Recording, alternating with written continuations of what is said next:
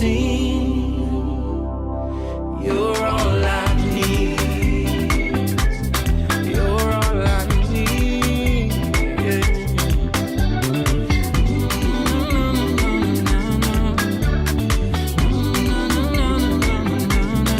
So now I'm learning to walk in your steps.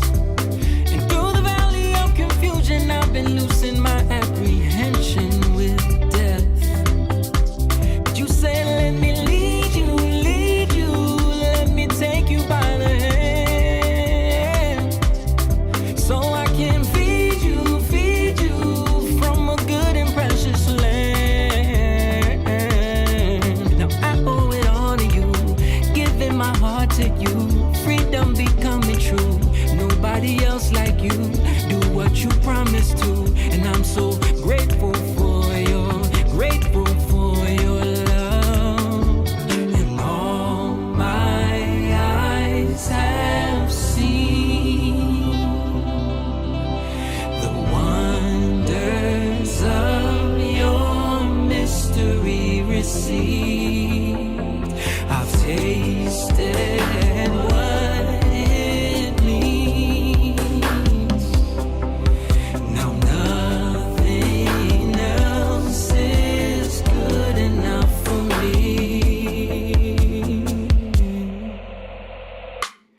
You're all I need.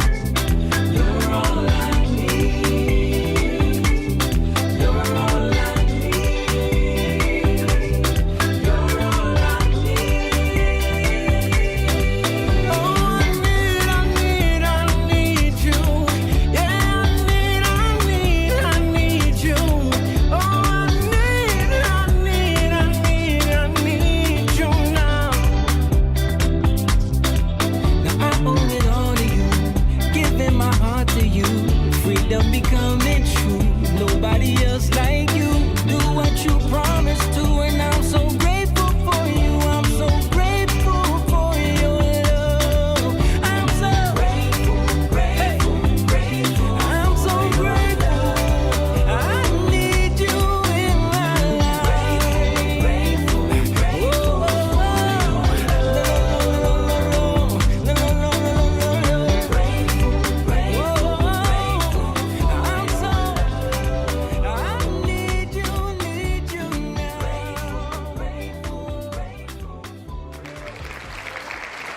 What's up, everybody? Back from vacation, which means we are live in the building. A lot going on tonight. Happy to be here. Had a good time. Glad we're back to talk about some stuff. You are with us. You're watching Young Lion TV.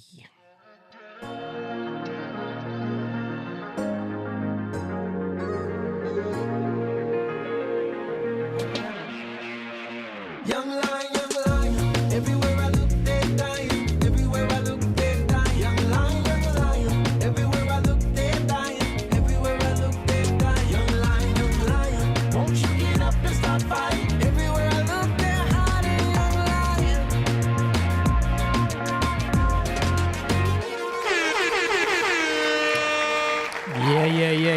Yeah. You know what that means. When you hear that sound, it's time for the Young Lions to assemble. We are live in the Lion's Den, which means we're going to talk about what's going on in the world. Of course, we got to talk about the DNC that's going on right now. We're going to talk a little bit about has the Bible been changed? You know, there's some very deep conversations going on about that Jake sent me that we got to get into. Some other stuff too, just news stuff, political stuff I found on Twitter as usual, or X as you will. But yeah, in the meantime, in between time, if you're watching right now, make sure you hit that like button and share this video. We appreciate each and every one of you that come in and join us every week. We were off last week because I was on vacation with the family. And, my mom came along with me, which was an awesome time. But I got the fellas with me in the room tonight, of course. I got my brothers with me. I got the coolest Asian in the world, in the podcast world. He is Mr. Simone Chang in the building. Yes, sir. What up? And, of course, I got my big brother, but he's everybody's big brother, the preacher, the teacher, the people reacher. Definitely did some preaching at church this Sunday. He is Jacob Eugene Evans III. So, And of course, looking very tan / sunburnt, we got the best producer in the world, straight back from Mexico. Doc. She is my mother. We love her. She is Miss Angeli Lopez. Having mom on vacation was a cool help because she could speak Spanish to everybody. So she was speaking to them in Spanish and stuff like that. It was cool, man. It was cool. How did you like it, Mom? Loved it. Yeah, Loved it. Just got burned up, but hey. the sun is different, Oh, It is man. that Mexico sun hit. and we different. had great weather. We had like all sunny days. Yeah. Yeah, didn't it seemed rain like it. Yeah. One time. yeah. Mom has not been on vacation. Yeah. Well, that type of vacation for a very long time. Yeah. She wasn't used to that sun. First of all, I have not laid out in the sun in like 30 years. Yeah. And when you do those type of vacations, it's literally from like 10 a.m. to the sun goes down. You're out there, Yeah. It was tough. Yeah. But yeah, we had a good time though. You played some volleyball with me, right? Some pickleball. Yeah. Nice. She didn't want to do the banana boat ride though. Oh, thank the Lord. That I would have didn't. been funny. Ooh, Yeah. I'm glad I didn't. Twice they fell. Yeah. Yeah, looks like you guys have fun though. Yeah. So that's good. Definitely. And then came back on Saturday late and had to be up because we had to do a couple songs at Restoration Christian Fellowship Church. Yep. In our old stomping grounds in Yeah. Sicklerville, New Jersey. Shout out to them for having us. They had a friends and family day, and we're pretty much family with some of the people that are there. So they invited us out to do a couple songs, and it was cool. It was awesome, It was man. a good time. Yeah. Good time. I mean, it was a little mishap, but Yeah, but those are the things you deal with. yeah. Just But it- sound mishaps. Yeah. Technical stuff. Yeah. Yeah, I was telling Mom that. Was I telling you or was I telling both? I don't know. That our first babysitter was right across the street Yeah. Oh, in the yeah. L section. Yeah. Mrs. Webb. No, not No, Miss Webb. not Miss Oh, I Webb. thought Before was that. the first one. No, we used to get babysitted by some lady you knew. Is it babysitted or babysat? Baby Babysat. sat. Yeah. Baby sat. Babysat. I can't even remember. Yeah. That By was. one of your friends that lived in the L section. Yeah. Oh. And then Miss Webb was later, and that was in the Yeah. P section. Oh, okay. Yeah. But it was interesting, It was a- like that dynamic of Sicklerville. Yeah. We were talking to somebody who grew up there too, and how people don't understand how Sicklerville was so divided when we Yeah. were young. Yeah. Like And- the little sections were like little tribes. We and were in, communities. we grew up in the M The section. M section, yeah. But even within the M section, there was M1, 2, and 3. Yeah. So if you were in a separate M, then you sometimes you could get into it with M1 if you were from M2. crazy. Yeah, It was definitely its own little ghetto area.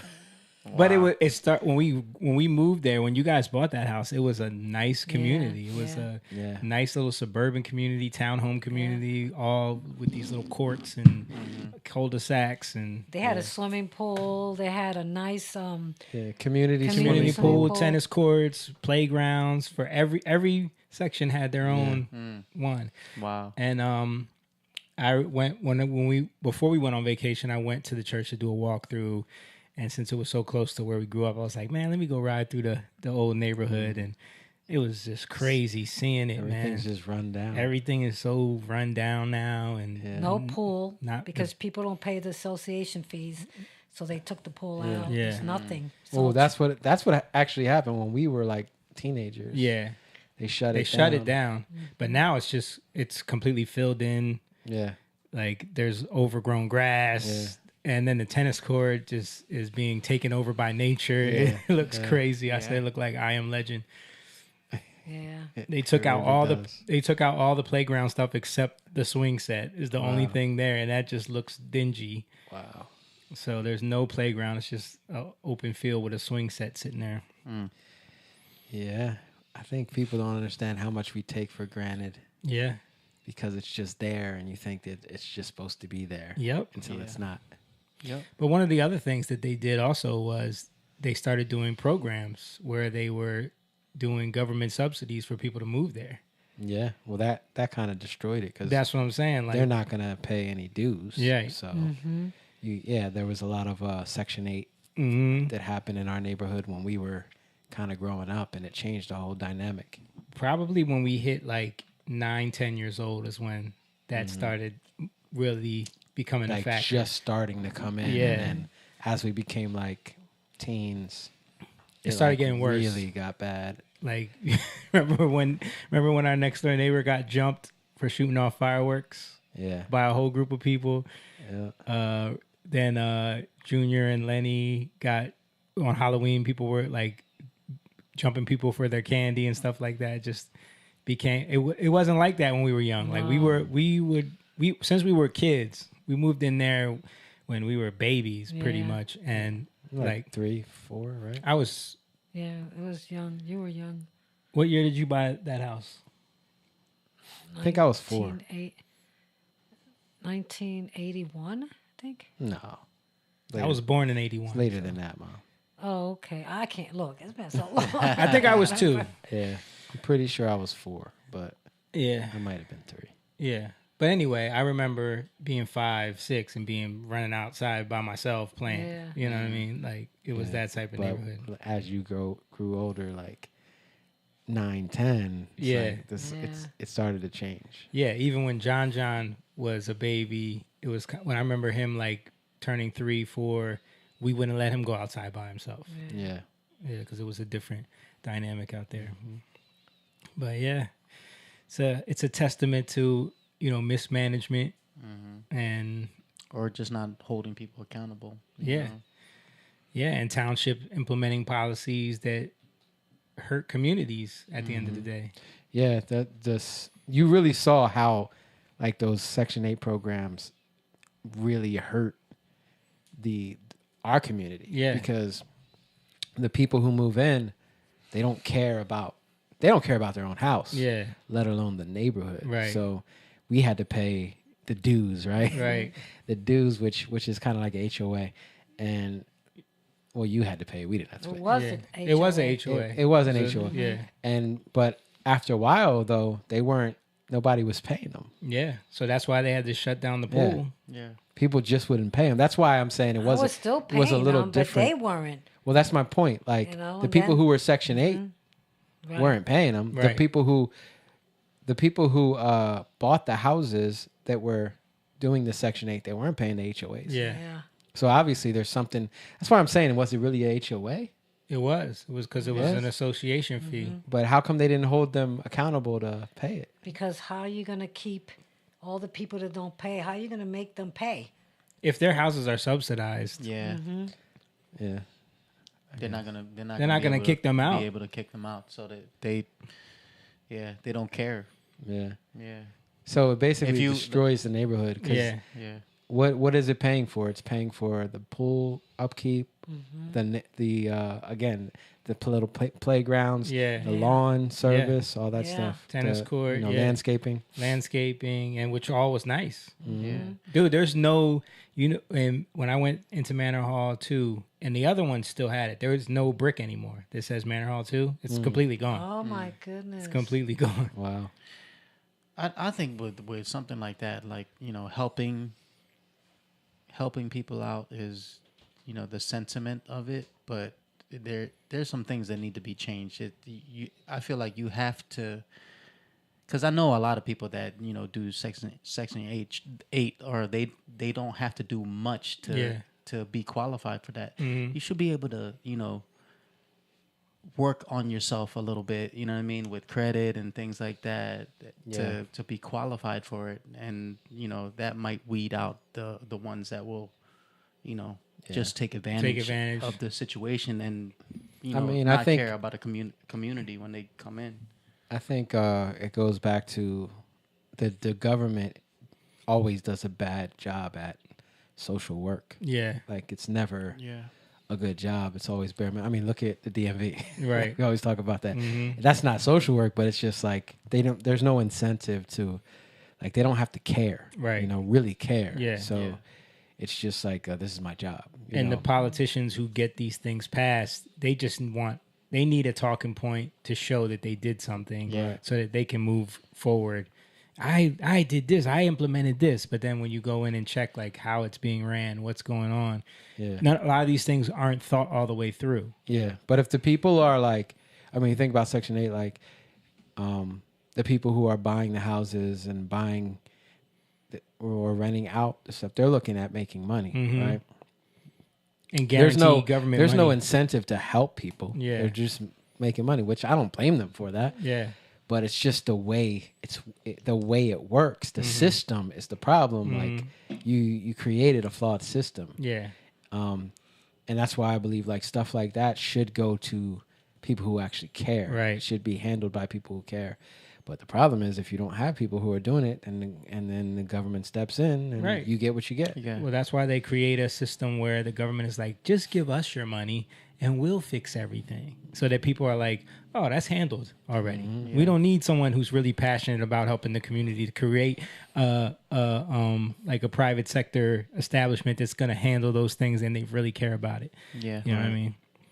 Shout out to Emma. He says, been a while. Greetings, guys. We just missed a week, dude. I was away. Yeah, but it has been a while. It's been a while since we've seen you though. Yeah, because I missed soccer for 2 weeks. That's Yeah, I why. haven't seen him either. Yeah. Yeah, man. Shout out to Emma. Shout out to those watching. Again, if you guys are watching, hit that like button, share the video, let people know that we're live, because the algorithm does not respect us and what we talk about. As you can see, we don't say things that they like to be pushed out there. So also, if this is your first time watching, this is the Young Lion TV podcast where we talk about community, we talk about politics, we talk about life, things that we've observed along the way in our journey, as especially in the music business, growing up as young kids, and a lot of the things that we fell into traps of that we kind of got ourselves out to. And thanks to our following Jesus again. So if that's something that you want to support and get behind, we do have a Patreon that you can hit up over at patreon.com/YoungLionTV. Head on over there and become a member, where you can sign up for as little as $3 a month. You can hit us and you can support what we do, and you can help the pride of the Young Lions keep growing. Shout out to all of our Patreon members who've been supporting us for a long time. We appreciate you guys, because, hey, man, we take our time out every week to do this, and we would like to do it more if we could, if we get the support to do so. We really want to do more things, get into doing more videos and stuff like that, if we have the time and the capability of doing it. Also, if you want to support and get the merch, you can head on over to our website, jatan.com/shop. And you can see we have the merch right there. You can get the Young Lion apparel. We got towels. We got mugs. We got, what are those things called? Those cups, fake Stanleys. We got hoodies, all kind of stuff. And you can, rock the Young Lion merch and show your support for what we do over there as well. But yeah, anything else y'all want to hit before we get into some more stuff? It's about to be football season. Anybody care? Nah. I can't say that I really care that much, dude. Like, I don't know. I just love the game. I'm excited to watch some. I'm gonna watch, but I'm not like, I need football. Like, I don't know. Well, I don't need it. I just like it. Yeah. Yeah. I hear you. All right. So anybody been paying attention to the DNC at all? Nope. I've been seeing some clips. Joe Biden being Joe Biden. Yeah. Well, I've been out of commission for a whole week. I wasn't paying attention to nothing. I was just relaxing. As you should. I was just relaxing all day, eating food, having mojitos. Soaking up the sun. Mojitos with no sugar. That's what I was ordering the whole time. Oh, yeah? Nice. Yeah. Nice. Yeah. But yeah, apparently, the DNC is going on now, and it's weird that it feels like, and people were pointing this out, it feels like because Biden spoke on the first night and they put him on like close to midnight and like had him do a quick little thing and then kind of ushered him out of there, and he's not there the rest of the time. This is the president, the leader of their party. Yeah. But it's not about him right now. But I think but even if it's not about him, you don't even have him in the building. The rest of them are there the whole time. Pelosi's there the whole time. He's too old. Bro, you think he could sit there and not fall asleep? I'm just saying, like, you don't think that it looks obvious to people? I think it's already been obvious, dude. Yeah. So maybe they're like, who cares? everybody knows. Who cares? He's Who out. cares? He's gone. out already. We moved on. Kamala is our. We've moved on to Kamala. Yeah. It's a shame when you see how, and the DNC, like, this has been their movement for the last like 3 elections. When you even see like what they did with Hillary and Bernie. Yeah. How they just like totally rigged it against Bernie and, you know, pushed Hillary, and then they did the same thing with Joe Biden. So who's a threat to democracy? Like y'all not even voting your presidential candidate in. They're not letting you really vote for who you want. Yeah. But I did see RFK's running mate saying that they're really thinking about maybe just bowing out and joining forces with Trump. That would be a good thing. Yeah. I did hear what's his name talk about Alex Jones talking. Oh, he talked about that? Yeah. Yeah. Oh, she was saying it on a podcast. I saw her. Oh, I saw okay. her talking about it on a podcast. Which, RFK's running mate, who he picked for vice president. Some woman, I forgot her name. Yeah. That's another one they ran out. I'm hearing somebody's phone. Are y'all Yeah. hearing that? Not mine. Mine is. Yeah, it's not mine. Mine is off. Yeah, I don't know. Yeah, RFK they ran him out to to run independent. Yeah, that was another rig situation, right? Because they wouldn't let him run against Biden. Yeah, You know. that's what to me is like clear. They did that to Tulsi, smear them. That's what they do. Yeah. You know, Russian or he's a lunatic because he talks about COVID or whatever. Yeah. And they run you out because you're not riding with the team. Right. Well, let's look about. You said Biden being Biden at the this. Let's look at some moments from the DNC. This was him during his speech right here. See, y'all made a mistake by putting him on midnight. Oh, we're not gonna have audio. I gotta plug it in real quick. Hold on, Mom.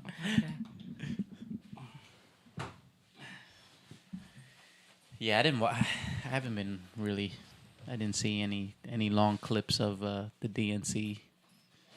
I saw a few things, but I was I don't know if you're gonna have anything, Jamie, about the Trump Elon. Nah, because I haven't had a chance to listen to it. Like, Oh, okay, that all yeah. happened last week. Yeah, I listened to that and You listened to the whole thing? the majority of it.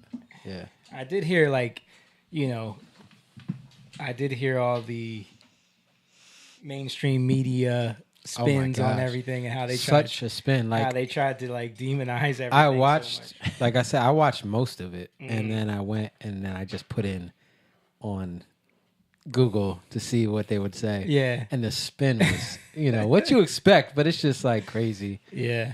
Because it was like they were trying to say, I think most of it was like Trump was, just rambling. I think that's what they said. I saw something where it was like he was slurring his words. That was one, but it was a lot of rambling on. and slurring. Yeah, but dude, he was just talking a lot. Like he was just going in. He was being Trump. Being Trump, making the points, talking Yeah, about he the was things he talking likes to about talk everything. about. Hold up, though. You can't talk about somebody slurring their words when we had this guy for a few years. Well, they can Can't now. even- He's an afterthought. Don't no. Yeah. You can't talk about him anymore. Like you said, they moved on. Yeah. They're on to the next now. So they don't want to talk about Joe Biden anymore. It's about Kamala. Yeah, But it's interesting. Like, dude, that's like the record for biggest live stream I saw. history. Yeah. And it was just a good conversation, in my opinion. Like the stuff that they talked about and some of the questions that Elon Musk asked, like it was just real. And they said it a bunch of times, like Kamala couldn't have this conversation. Yeah. You can't. Of course, Biden couldn't have that conversation. They don't let Kamala take questions or do anything like that because they don't trust her to have. Anytime she goes off script, it's a bunch of rambling. Like that's rambling. Yeah. That dude did it twice in a row where, I don't know where he was at, but he was like meeting Trump. I'm talking about Trump, where he met with like media, and it was like an hour and like 20 minutes of him just, answering questions. I think there's a viral clip about him, about a reporter asking about, are you worried about Kamala's crowd? She's gaining traction. And he was like, Trump was like, oh, give me a break. She had like 2, maybe 3,000. Yeah. But I had like 107,000. Yeah. And you guys don't even report on it. Yeah. You purposely won't show my crowds. You won't, but hers, they use AI photos. Oh, yes. To make it seem That like plane- she has big crowds. The plane one was crazy. So- Oh my God. Good. I saw them breaking it down, and you see the faces, double eyes, Yeah. head, two We heads. showed one last podcast. Well, remember? I know, but this guy was really breaking it. He said, look Yeah. at this. I was like, wow. People Yeah. can't And see pictures that. on the phone is like all different. You see them like taking a picture, but the screen was all different. Yeah. Y'all didn't even do a good job at photoshopping or Hold on, I got some examples of that too because I saw that. I forgot where I put it, but there was examples of people showing that on Twitter. Well, here's one right here. This is the plain one right here. First of all, people were showing like, yo, why would people be holding signs facing away right. from facing towards the camera? Like, look how he's holding the sign up, and the writing is facing towards the camera. And nobody caught it. Yeah. Nobody caught it. Yep. All of the signs. Yeah. Yeah. And then you could see, like, I think they were showing, like, you could see someone was zoomed in on the reflection in the plane. Yeah, nothing was there. Yeah. And then the AI detector said it was 92% artificial. Wow. And then there was, let me see. I know there was another one I wanted to show where they were using photos of other concerts trying to say it was Kamala's crowd and got caught. I don't remember where I put it, but I believe you. yeah. But I did see a video of her talking, and people were booing her, saying, Trump, Trump, Trump, Trump. For real? Yeah. Yeah, I mean, the support I feel like for her that they're trying to, like, the hype that they're trying to build up around her is definitely manufactured. Like, when you see people talking on the streets, trying to really gauge where the support is, you don't see that. Oh, here it goes right here. It's from Ed Krasenstein, of course. He is one of the biggest. He made all his money from being one of those Trump bros that just would reply to Trump all the time. Trump reply guys that would just hate on Trump all the time. Anyway, he goes, and he deleted this, of course, but people are still posting it. It says, anyone who says the DNC is empty is lying. This place is rocking. They're afraid to admit that. And I saw a bunch of community notes on this. This is a picture of a Metallica concert. Oh, my gosh. Yeah. Yeah. Wow. Yep. Meanwhile, this is when people were actually speaking. Look, this is the speaker here. And look at that crowd. Wow. It's pretty empty. It's not packed. I mean, I'm sure it probably filled up as the night went on, I'm assuming, but it definitely remember even Van Jones was talking about the electrifying energy at the RNC. Mm-hmm. Yeah. Yeah. Like I was watching videos of this DNC, man, and it was just like, what is this? Let's show it. All right, now let's show this video of Biden doing his speech. States Supreme Court majority wrote the following, quote, women are not without electoral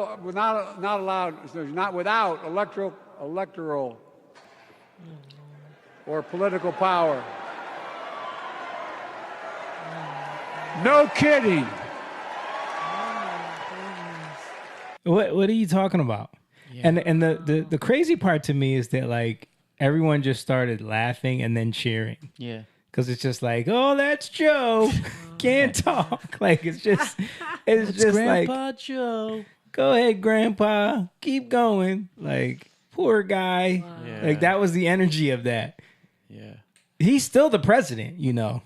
Like he's still running this country right now. Well, this is what I'm saying. Like this is what they want us to think. Yeah. He's still running this country right now. I mean, he's still running this country right now. Yeah, but we know he's not. But He is. You know what I mean? he's the one. He's the sitting president. He's the sitting president. Yeah. Yeah. But I mean, any way you spin it, it's bad. Yeah. Yeah. And then he Nearly 4 years ago. oh gosh. And then he goes and does this again. Like this guy loves talking about this. Nearly 4 years ago, in winter, on the steps of the Capitol, on a cold January day, I raised my right hand and I swore an oath to you and to God to preserve, protect, and defend the Constitution and to faithfully execute the office of the President of the United States. In front of me was a city surrounded by the National Guard. Behind me, a Capitol just 2 weeks before had been overrun by a violent mob. But I knew then, from the bottom of my heart, that I knew now, there is no place in America for political violence. None. You cannot say you love your country only when you win.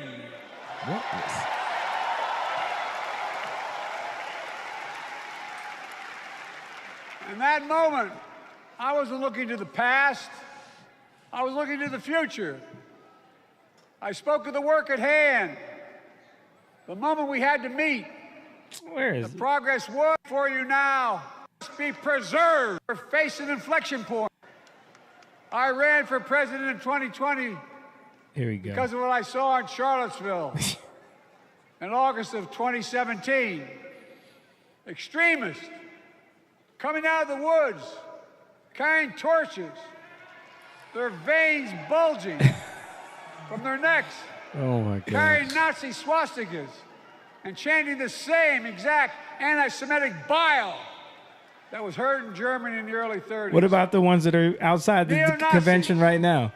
white supremacists, the Ku Klux Klan, so emboldened by a president then in the White House that they saw as an ally. They didn't even bother to wear their hoods. Hate was on the march in America. Old ghosts and new garments, stirring up the oldest divisions, stoking the oldest fears, giving oxygen That's what he's to doing. the oldest I was forces just saying, I was just Literally. gonna say that. that they long sought to tear apart America. In the process, a young woman was killed. When I contacted her mother, I asked about what happened both sides. Oh, here we Trump go. said, and I quote, "There are very fine people on both sides." My God. That's what he said. That is what he said and what he meant. Didn't he bring this up at the? This is what I'm saying. He's constantly bringing this up. And he got debunked, Yes. and he's still bringing it up. Again, because they don't care. they don't They don't care. care about the truth. They just care about the Sad. message. Yeah. They only care about the narrative. And like you said, they want to stoke it seems like the Democratic strategy, and it's been this way since I don't even know how long, maybe since Lyndon B. Johnson, that their strategy literally is we're going to go back to slavery, or you're going to go back to the Holocaust, or you're going to go if you vote for them. It's all fear. Yeah. Fear. The country's going to go back to a place where you will be slaves. It'll be Jim Crow again. You know what I mean? Back in chains. Yeah. I think that's at the core of why you see like a whole hundred, like Trump said, like there's hundreds of thousands of people versus a few thousand. Yeah. Right. Versus like the energy, like, because it's one thing where people are coming together in like responsibility, love. Because I think like even responsibility has to do with love. Like you want to do right because of responsibility versus a lot of people are just like, well, we just can't have this, so. Right. But that's not really an inspiring thing. Yeah. You know, that's not a hopeful thing. It's a fearful thing. It's a fearful thing. Yeah. So it just causes people to act out of fear. Yeah. So it's not you're not gonna get the same momentum from that. Yeah, I saw someone tweet that like the DNC has mentioned Trump, and it's not even over yet, right? They've already mentioned Trump almost 200 times. Yeah, I saw that. And the entire RNC, they mentioned Biden twice. Yeah. You know what I'm saying? Like, that's how you know their whole message is just not Trump. Just not Trump. It's like, fear mongering. Yeah. It's rooted in fear versus rooted in love. And don't get me wrong, like I do think there is a base in with Trumpers that think that Trump is the end all to be all. Yeah. But I don't think that's everybody. I think that's more of the like the like just like there's the very loud people on the left. Right. You know, of course. there's very loud people on the right. Yeah. And they become what people focus on. Yeah, right? like the we talk about the blue-haired, I want to kill babies. I want to get pregnant so I can have abortions type people. Right. And then you have the crazy, like they're saying, the neo-Nazis that think Trump is going to empower them to be racist, openly racist. Like, or just like, I'm just saying the people who just put all their trust in Trump and think he's like a savior. Yeah. You know, that's he's what gonna I mean. save like, this country. Yeah, like those people, that's a problem too. You know, but I think the majority of people are looking at it like, no, we need to take responsibility for this country. We need to take back our country in a responsible way. We're giving too much power over to the government. We've handed our lives over to the government, and we're seeing how it's happening, and they're taking over, and they don't care in all these different areas, in education, healthcare, all these different areas they're taking over. So I think that's the key, is like, if we recognize what is real love has to do with laying your life down, right? Humbling yourself and recognizing, well, I'm going to have to take on this responsibility. We're going to have to take on this responsibility. Yeah. That's more, even like Trump, he didn't have to do this. Like, the reason why he's doing it is because, and like, that's what cracks me up when they try to say this guy's dumb. Like, how is he dumb? When he's amassed the things that he's amassed. Yeah. Look at his family. How do you create a family like that if you're dumb? A politician doesn't have to be smart. Yeah. Like a politician who has just swindled its way in it. Or like, has a whole team thinking for them. right. You know what I they mean? just got to do the right things. Yeah. You know? And then you see it with a lot of these people. They don't know how to act. They don't know, like, I don't know if you have anything with AOC. At like the debate. No, right? I mean, at the DNC. yeah, I mean, like, I saw it, but I didn't even bring it up. Yeah, just like the way she's talking. Putting on an act the whole time. But you see Kamala, like all these, they can't just be genuine. That's what I'm trying to say. Yeah. Like, at least at the RNC, like, AOC is auditioning to be the female Obama. Like, she wants so badly to be seen that way, and she fails at it every time. Like, she puts on this weird preacher thing when she's trying to do speeches in front of big crowds. Yeah, I think the majority of the people that you see are genuine. Yeah. In regards to RNC, now there was some acting and putting on a show stuff there, obviously. Of course. But like, Hulk Hogan was very genuine. yeah, that was funny. But when you look at like JD Vance, like, bro, you gotta respect the dude. Like the way he talks, and he's able to be clear and articulate, and and hammer his points home. Yeah, you know what the I mean? things Like, he's been through, the things that he's done, the people he's connected with. Like, there's real relationships with him and Vivek are really cool. Like, you see the genuineness there. It's a lot different than what you see. It's the yeah. shenanigans in the Democratic That's Party. the thing that's so hard. Like, how you either gotta just say like, oh well, that's just what they do, and then accept that and think that that's just what we're supposed to do as politicians. So you Yeah. accept it, or you can say, why do they have to act like that?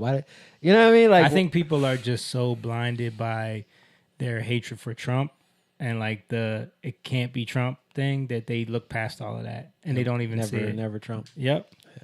But you brought up Hulk Hogan, so I got to show you. You know, Hulk Hogan was one of our '80s heroes. You know, he was at the RNC. He did his thing. Now one of Moan's heroes. You know, he's going.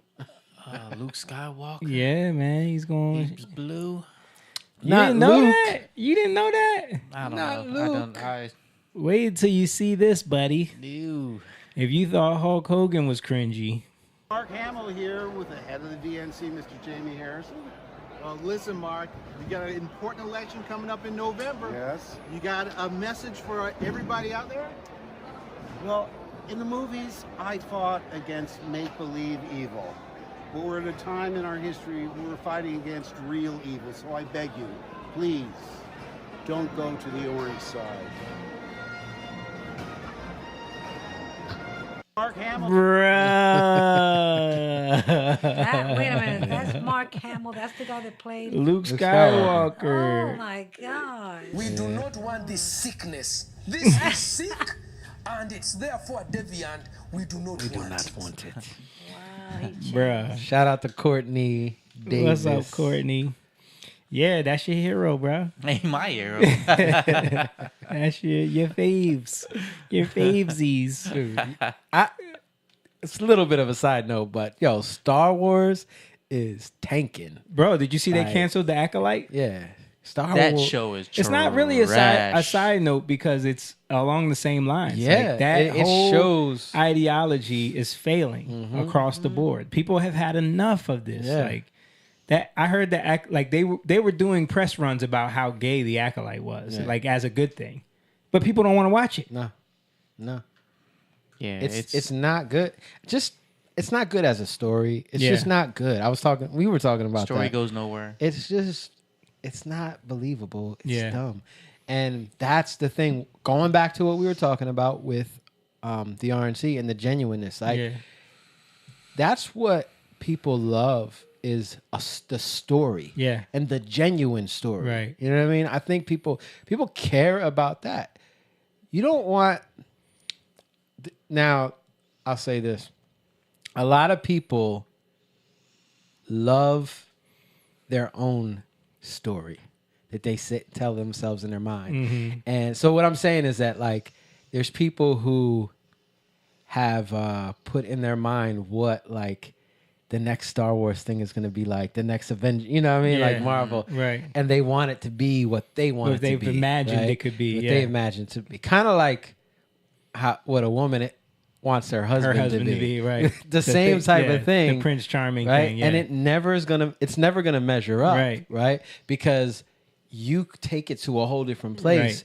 that takes away the genuineness of it because you want it made in your image. Right. And I think that's a lot of the problem with what gets people so off track when it comes to somebody who comes in like a Trump, who Yeah. everybody's like, I don't want these politicians. We don't want politicians. They're all fake. And then you get somebody who's not fake, but then you don't want You that don't want because that. it doesn't fit what you've been programmed. He's not and how you presidential. thought. Yeah, Yeah. yeah. We don't want politicians, but we want something this way. Yeah. But it doesn't fit your image. Right. And now you reject it. Yeah. You know? Yeah. I've had people say that he's not presidential. I've heard people say that so much. but to me, it's like, What does that mean? yeah, but presidential, politician, but this guy is true to his word. Mm-hmm. He doesn't lie to you, Well, they'll say he does. He does because the media has convinced them that he right? But does. you know, but you got somebody who will tell you something, you know, is great, and then do shady stuff behind the scenes. But that's more presidential. That's what I mean. That's more presidential. You'd rather have somebody be all, tie is buttoned up. And be up there and Just speaking, give me the speaking real. properly and being very political. Yeah. And he's not a political person. He's not polite. He's not a politician. Yeah. I mean, dude, everything.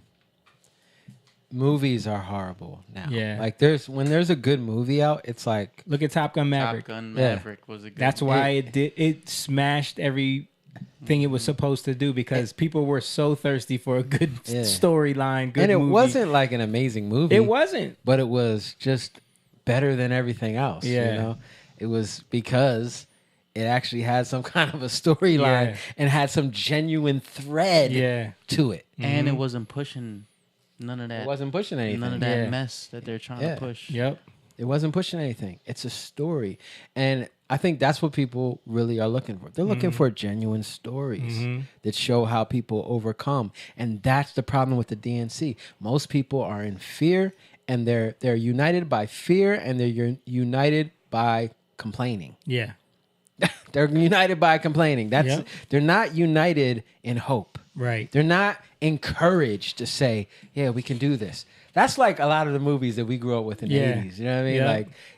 Like there were some cheesy movies, but there was a thread to those movies where Think about it was always like how some kind of cheesy hope. The Goonies really is.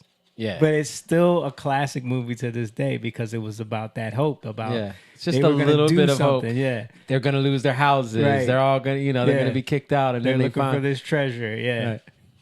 No, Benjamin. I still remember you watching Sailor Moon.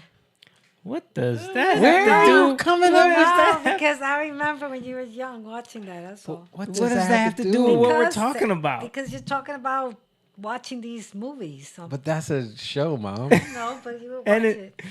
But it has nothing to do with what we're talking Okay. about. All right. All right. Anyway, so Speaking let's- of, hold on. Speaking of 80s movies, Papa Jeff came, I think last weekend, and he always is like, he loves watching movies. He Yeah. has like Fandango app or whatever, and then he's like, you want to watch a movie? We put on E.T., dude. yeah, Classic. yeah, it's a classic. Acting was so bad. Yeah. Like everything was just bad, but it's like, it's a good movie. Yeah, Steven Spielberg. The way the cinematography and everything like Yeah. that was just that old school. Yeah, I missed that type of movie. yeah, man, good score. Yeah, the score was amazing. Yeah, Yeah, like even think about that. Oh, just Go ahead, go just one last thing. Like a lot of those movies had to do with kids, right? Mm-hmm. And even that, like the genuineness of when kids get together and they like think they can do something. Yeah, they like we They're did inspired, that when yeah. we were That's- kids. yeah. You know, we got together Yeah. and we had these grandiose ideas. Right. And Sometimes sometimes you pull 'em off, We yeah. pulled them off. Yeah. Yeah. And then it was like, and then you think back to that when Yeah. when you're older and like, wow, we did that. You Yeah. know, those are the things that, to me, show us God in a way, Mhm. right? Where we're like, God inspires us. Those are remnants of what God can do, especially with children, because children are so open. And then when you have so many parents that are so fearful of everything and they don't let kids go outside and you don't let kids do Yeah. anything and, oh, don't do this because this could happen. Don't do that. And then you're always hovering over your kids. Yep. You don't let them experience that. Right. You're pushing them away from having any type of inspiration and hope because you're afraid, and then that rubs off on them. Yeah. Now they're afraid of everything. Yep. Yep. Yeah. Courtney said, "Mine And was there's hilarious." no Sandlot. Let them live a Sandlot. Let them live a Stand By Me. Sandlot was another great movie. Let Stand them live By a Me. Goonies. Yeah. Let's play one of the most ironic moments from the DNC real quick. Donald Trump would be able to weaponize the Department of Justice to go after his political opponents. Oh. He could even turn the FBI into his own personal police force. Oh. That is not how it works in America.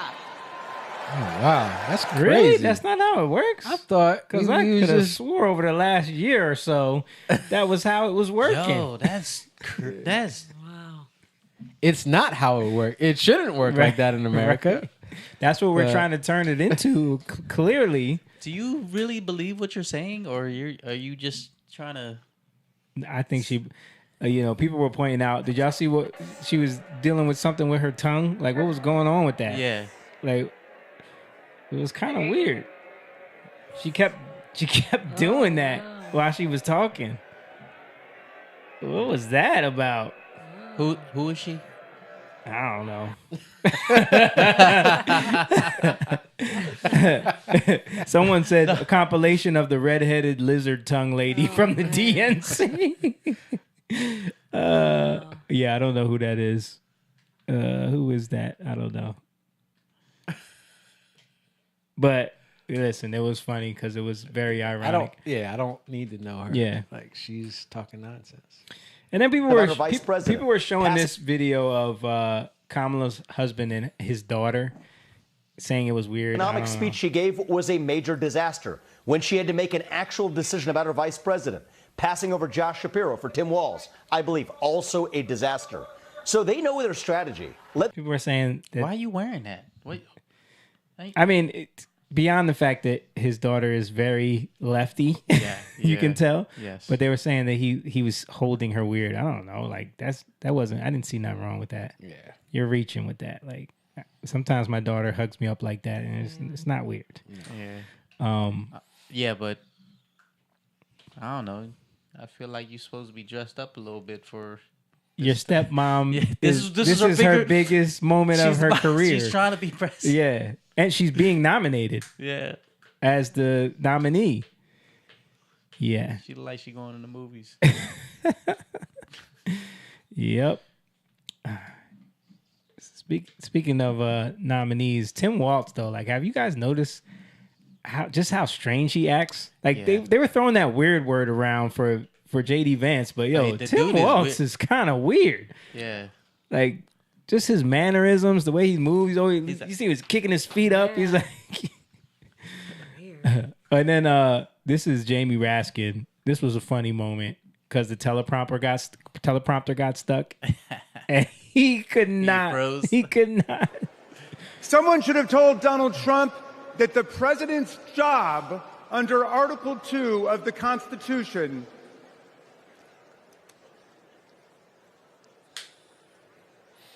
Someone should have told Donald Trump. He don't know what Article 2 is.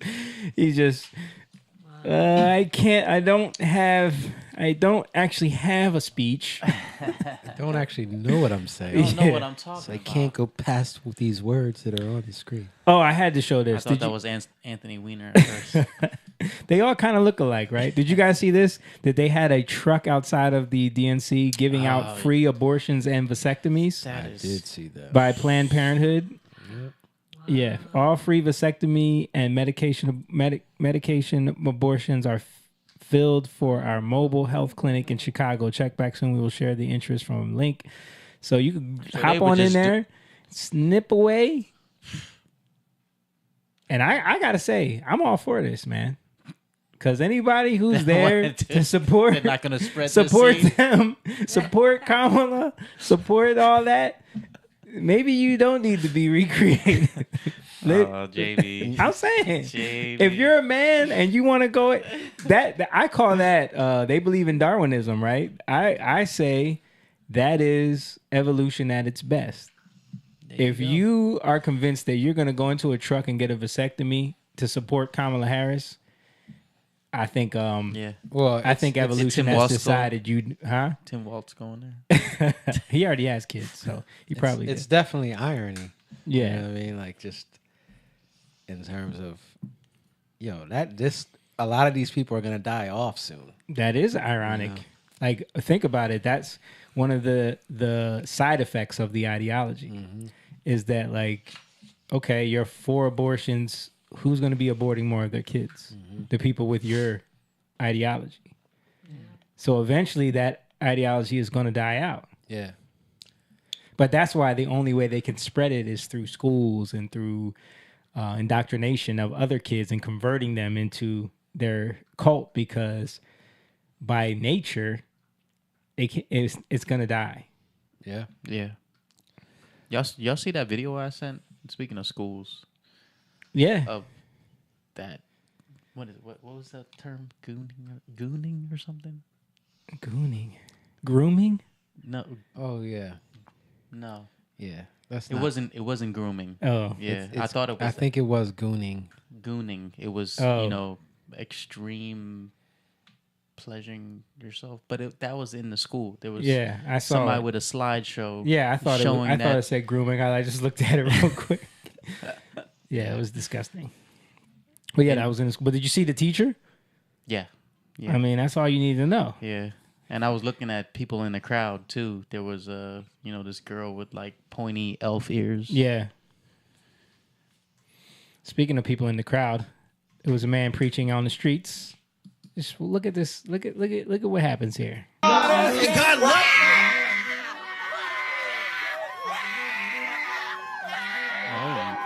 that possessed. God is gay! God is gay! God is gay! God is gay! God is gay! God is gay! 150,000 people buy every single year. Hey, God's not gonna do nothing. How come they don't do that to Islamic preachers? Yeah, right? Yeah. Yeah. Because I think these were pro-Palestinian protesters that were doing that. You know, there was a lot of them outside the DNC. It was people. Did you see people breaking in and like grabbing the microphone? Somebody jump on stage and grab the microphone. Yeah. Because they got to deal with the out of control ones too. Yeah, they built a wall to protect themselves from the protesters. Yeah, and then it came out that Biden, they were doing this whole investigation about all these impeachable offenses, and he was getting all this money. Did you guys see that? Yeah, the Biden family Yeah. embezzled like what something at like 27 million or something. Yep.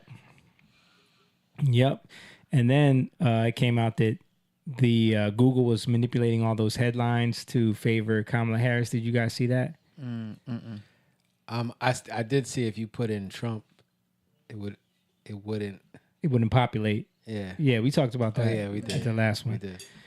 No, there was a thing happening on Google. I'll play a little bit of the story. Using them in Google ads. Martha McCallum's been looking at this, and she joins us now. Good morning to you. Welcome back. Good morning, nice Bill. To see you. Great to see you. Get ready for Chicago. All right. Here we go. Save that for a moment here. So the trick was we'll make it like an ad, and we'll reframe the headline so that when you're searching, maybe you see the spot and you read the headline, but maybe you don't understand that it's actually sponsored by the campaign. Show it, guys. Here we go. So this involved what? They cited CNN, NPR, Reuters, Associated Press, The Guardian a lot. And you would see this as you were going through your internet search. And, well, that's cheap.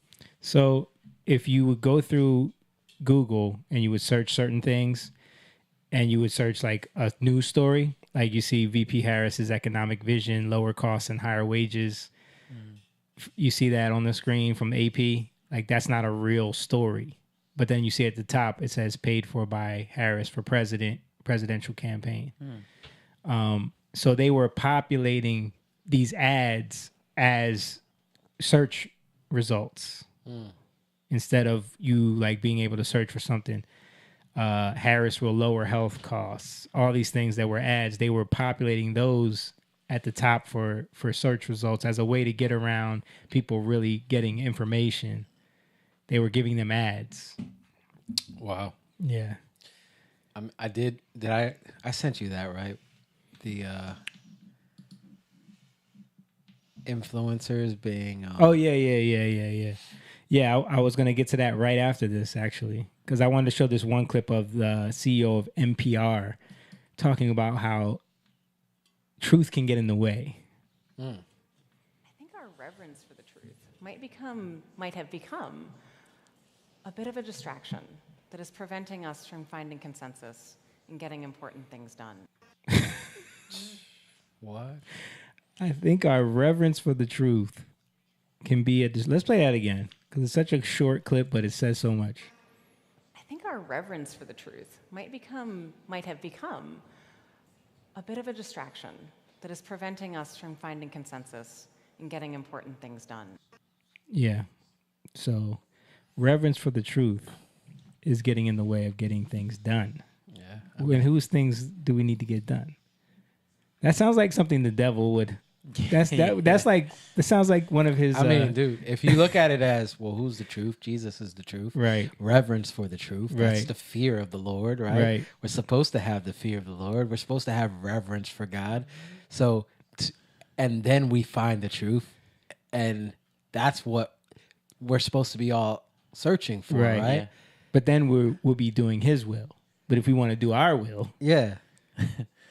And I think that's, again, so if everybody wants to do if everybody really just wants to get their own will to come across, right? Or get their own will done in their own way. Yeah. Like, there's going to be a little compromise here and there, you know? But when you don't, it's not about your will. It's about the will of God. Right. It's about laying down your will, right? You always got to learn how to humble yourself. And it's not about compromise. It's about, okay, how can I reach people? How can I love them? How can I reach them in a way where they can receive me? How they can receive the truth? You grow stronger and more skilled in learning the truth, you know, and bringing that forward. But the other way, you just become more selfish. Yeah. And you just learn how to manipulate better. Exactly. That's really the point. You just become a greater manipulator. Yeah. And speaking of greater manipulators, let's play this video you sent me.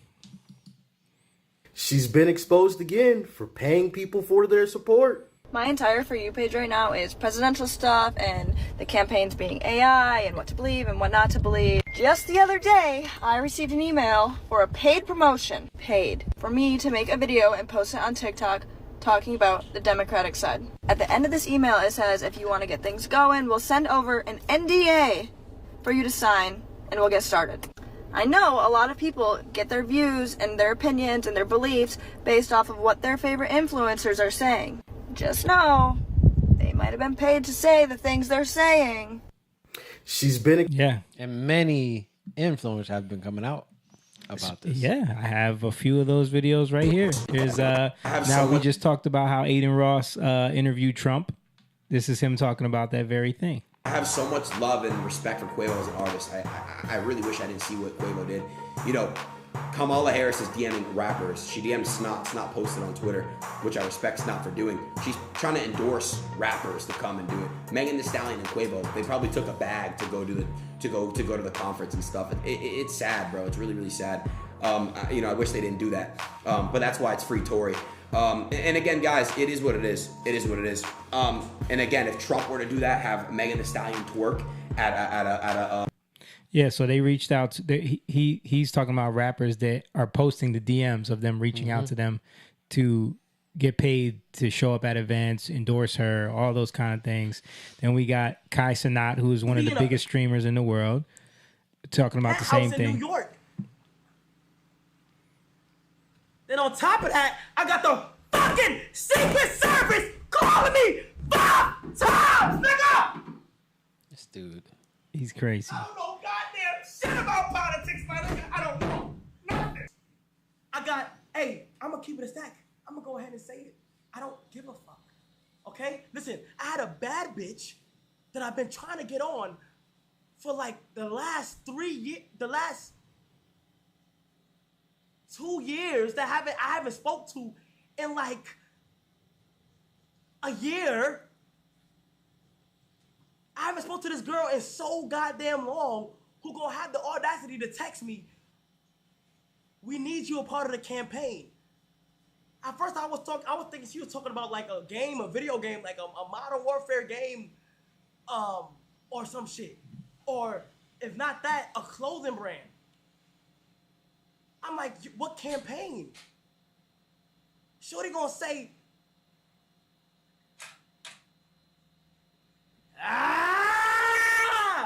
we're not gonna get into details. He don't even want to say it, but yeah, he's talking about the Kamala Harris campaign. Is he streaming in a moving truck? It looked like it. These guys. But then we got Dr. Umar, spilling the beans. Black vote ain't for sale no more. Black vote ain't for sale. We bartering on business. We standing on business. Bring us some tangibles or get out of my face. Ricky Smiley, I love you. But crying on the radio for Kamala Harris, my brother? Did y'all hear that clip of Ricky Smiley crying on the radio for Kamala? I did not. Telling black people they have to do this. They have to get behind her because she's an AKA. Imagine an AKA being sworn in by a whatever Ketanji Brown Jack. Like, yeah, we're supposed to care about that. Yeah. This is the problem, man. This is the problem. They just say people caring about the wrong things. Yeah. Stephen A. said the same thing. You got my vote. Yeah. Yep. Saying that she needs to do better. You got my vote because you're a black woman. Yep. And that's all that's all that matters. But it's notice which demographic is doing it. It's all the boomers that are just jumping on that because they are so desperate for any type of semblance of a win when it comes to black culture that they will don't embrace black culture. But they don't care. They don't care. She does now. They'll take anything. Because I don't know if y'all heard, she make a mean pot of greens. Yeah. So much that she had to wash it in the In tub. the tub. Yeah. But anyway, this clip was Umar talking about how she offered him $10,000 basically to get behind him. And I think I have another. Oh, this is someone talking about how they were filling up her thing in Atlanta. Okay, just in case you did not know it, on yesterday, Kamala Harris had a rally in Atlanta, and it gave you like, oh, Atlanta's hype for her. Like, people are so excited for her. I know you felt it. I know you saw it. She even brought out Ratchet. I can't stand the It's Giving. I hate the It's Giving needs to die. Needs to die. Come on, y'all. In 2024, let's eliminate the It's Giving. Like, let's stop all being followers, please. The stallion shaking her butt, twerking for a political rally, talking about hotties for Harris. That did not turn your stomach. Like, that is pandering, like, if you've ever heard it. But that's not the catch 'em. Do not let that rally looking fool you, because Fulton County has been doing this for years. Before the rallies, they get busloads and they go pick up the homeless people. They offer them food, drink, and a little change to come to the rally, so the rallies will look full. Now, you got to realize she just dealt with the rally, and I want to say it was Pennsylvania, where it was less than 60 people. It was quite embarrassing for her. And so that's not going to go down in this blackity black city. Okay. It's just not going to go down. They are absolutely going to make sure that thing looks packed out. So I want you to know, that's why you only saw certain angles as well. But I want you to know, people aren't for her like that. That's why they're having to pick up homeless people. Yeah. That's crazy. And you see a lot of the other rallies that are small crowds, like a couple hundred people, certain places she's talking. It's weird. Yeah. But yeah. You're not going to see that in the Trump rally. And then she's talking about people aren't for her. Let's look at a clip of Don Lemon, and look where he is. AC, right? He's in Atlantic City, and he's going to be talking to people on the streets. I can't believe he posted this. We're here in Jersey, Atlantic City. Who do you support? Trump. I plead the fifth. Trump for the win. Tell me why. I can't really call that right now, but I just feel like she's not good for president. She's good vice, but not for the actual lead role for the country. Does it have anything to do with being a woman? No. No, because I feel like women, nah, you're not going to give me that. Your money's on Harris. Yeah. Who do you want? Trump. Why don't you like Harris? She doesn't have any experience. She's the vice president. She's a senator. Yeah, no experience. No. She had no experience. Well, I want Donald Trump. I just feel we need somebody that has a stronger background with the military and the world in general. She was a prosecutor and an attorney general and a senator and a vice president. You're in a gambling town. Who's your money on? I'm going to support the Democratic Party, but, I mean, Trump looked like he got it in the bag right now. 4 years ago, it was a lot better. I made a lot more money than I do now. I know you feel that way, but that's not actually what the record shows. I love when they say that. I know you feel that way. I know you have less money now, but you actually are doing better. I know you feel that way. No, it's not a feeling, bro. Yeah. It's just what it is. It's what it is. I was doing better. I'm doing worse now. Like, it's not a feeling. Oh, Economy's actually better economy under don't affect somebody like Don Lemon. Yeah. For me, like if I was all right, well, if Don was like in front of me saying it, like, dude, stop. Yeah. Stop. Just Right. stop right now. Right. Don't even go there. Yeah. Like, come on, dude. No, I'm serious. That's what the facts show. He's laughing. Yeah. He's basically saying it. Trump or Harris? Trump. That's who's going to win. That's who's going to win. Who you support? I support Trump. All the people that came to this country legally, it's not fair that they're letting all 10,000 to 15,000 people or 20,000 people here illegally. Have you seen San Diego? Yeah. They're coming off the boats, off the water right here, off the ocean. Did you know Biden was flying them in? Did you know Biden was flying them in? You didn't know that? What do you Canadians think about what's going on here? We think you're all nuts. We're just watching from afar and just enjoying the show. We're nuts, but y'all keep electing Trudeau. Yeah. Okay, buddy. I got to get out of Atlantic City. Where are we going to next? Yeah. Yeah.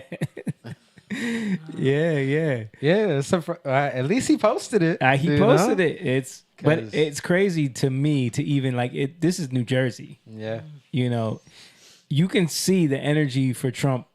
Like, people are like, it's not like it was 4 years ago, which I think is another reason why they had to swap out Biden, because all of the way the polls were going, like, there's no way they could make it seem like a close race like they did last time and cheat that bad. Yeah. Like, how are you gonna invent that many fake votes for Biden this time?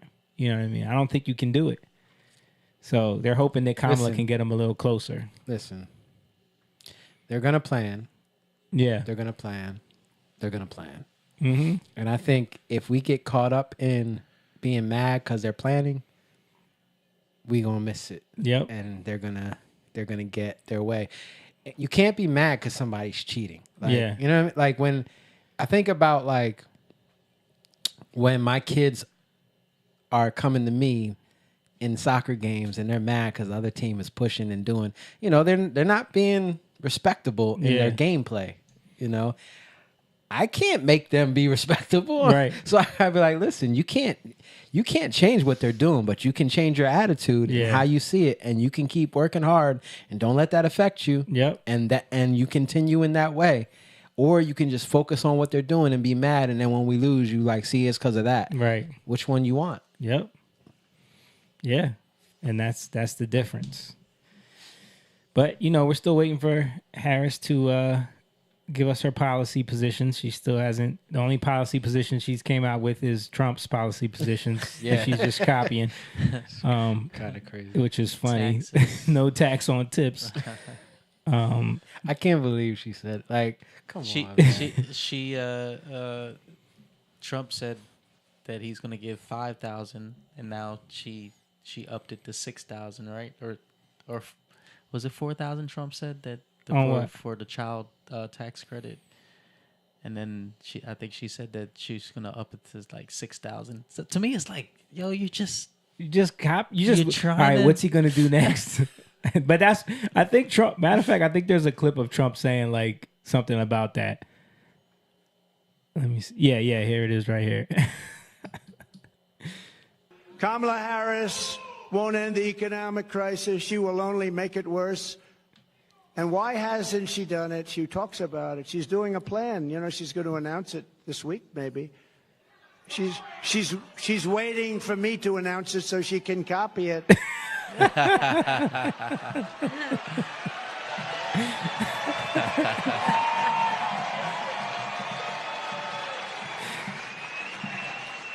Like, remember a couple of days ago? Yo, he's funny. He's man. funny. Kamala Harris. She's waiting for me so she can copy it. I don't know. Yo, that dude is funny. But yeah, So not only did Ricky Smiley come out, Steve Harvey came out telling people that they got to vote for Kamala. And I just want to show a clip of what he 30 said. years. about Yeah. that. I just want to show a little section of what he said because we were talking about how Ricky Smiley brought up the fact that she's an AKA, blah, blah, blah. And Ketanji Brown is another sorority. And imagine seeing that happen for the first time. And this is what Steve Harvey brings up. Opposed to Donald Trump's hands. That's why I do it. Now, me and Ricky Smiley happen to be on the same page. Now, we Qs now, and so is D.L. Hughley.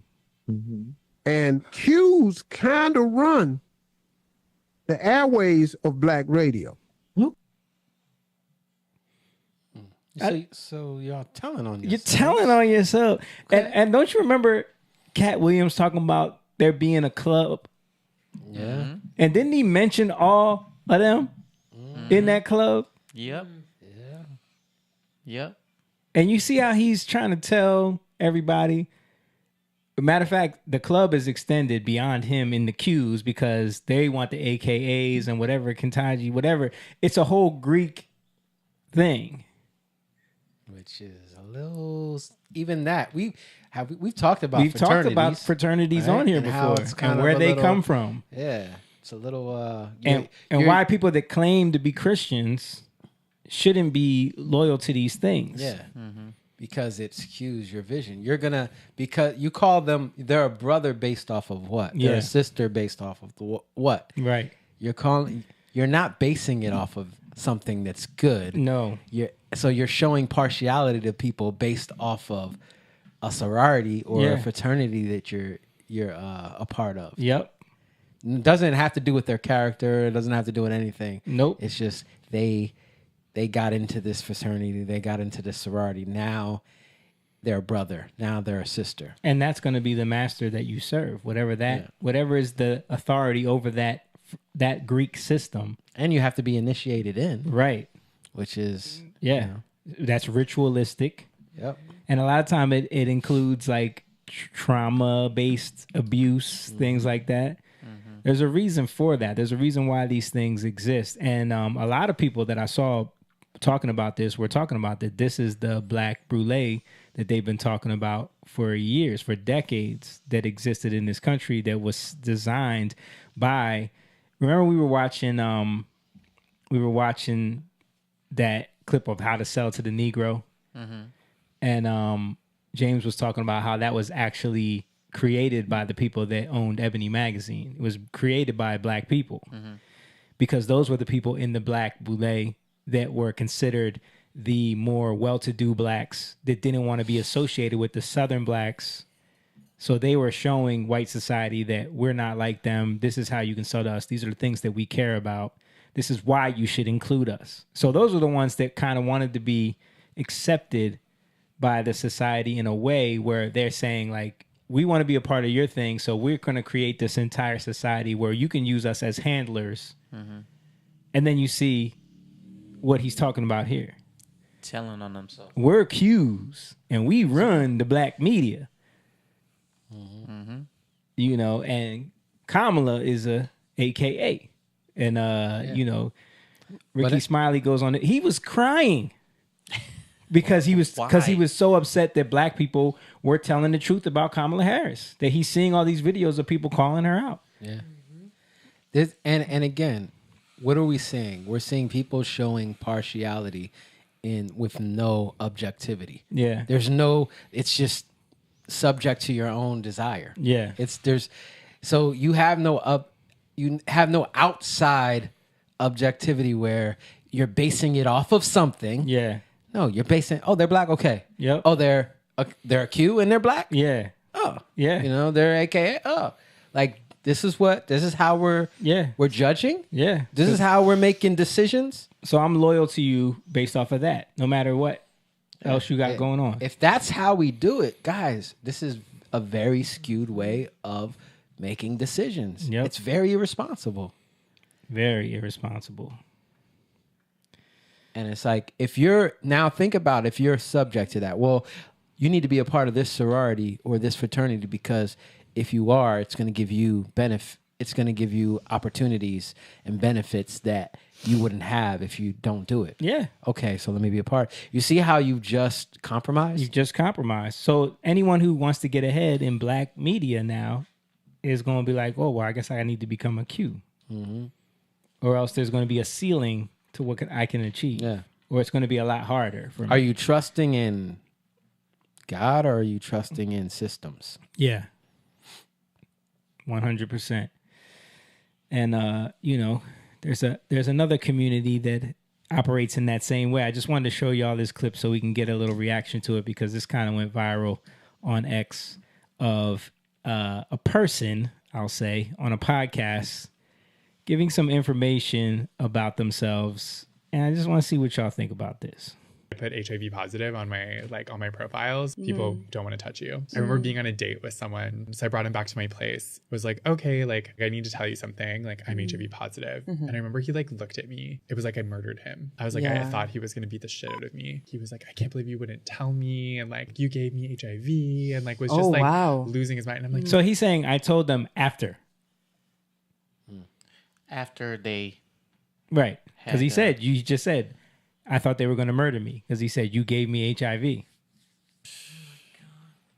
No, that's not possible. Even if I bled on you, like in an open wound, like that wouldn't happen. I'm undetectable. And like, you know, but he just like didn't want to hear it. Now, like the way the law goes, like being undetectable, like I really don't have to like disclose my status. And remember, they passed these laws in California. I think they're probably in California.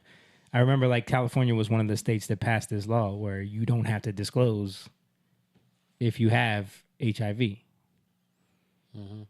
Right. And you think about it, like anyone that you meet on your first date or if like you're hooking up, like are you like, I have diabetes, I have high blood pressure. You're not telling them any of this shit. Where HIV is now, like if you are undetectable, like you don't necessarily like have to disclose that. I don't think you're putting anyone at any risk that you have to like necessarily go through that. But it's because of the stigma and shame that I feel like I have to disclose. People would look at that as betrayal. So at the root of this, you see that he just said what it is. It's about stigma and shame, right? And you don't want that. So you're always looking at ways to cover up the shame and the stigma. Right. Or evade it. Or evade it. It's any way you're hiding. Yeah. Right? And you can't be honest, truly honest. Yeah. Right? But at the core of this it's all perversion. It's all a perverted way of seeing sex. Sex is supposed to be in the context of a man and a woman that are married. Yeah.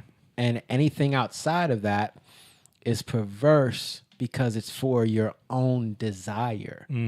Based. So then what you create from that is going to be a perversion because it's away from God's desire.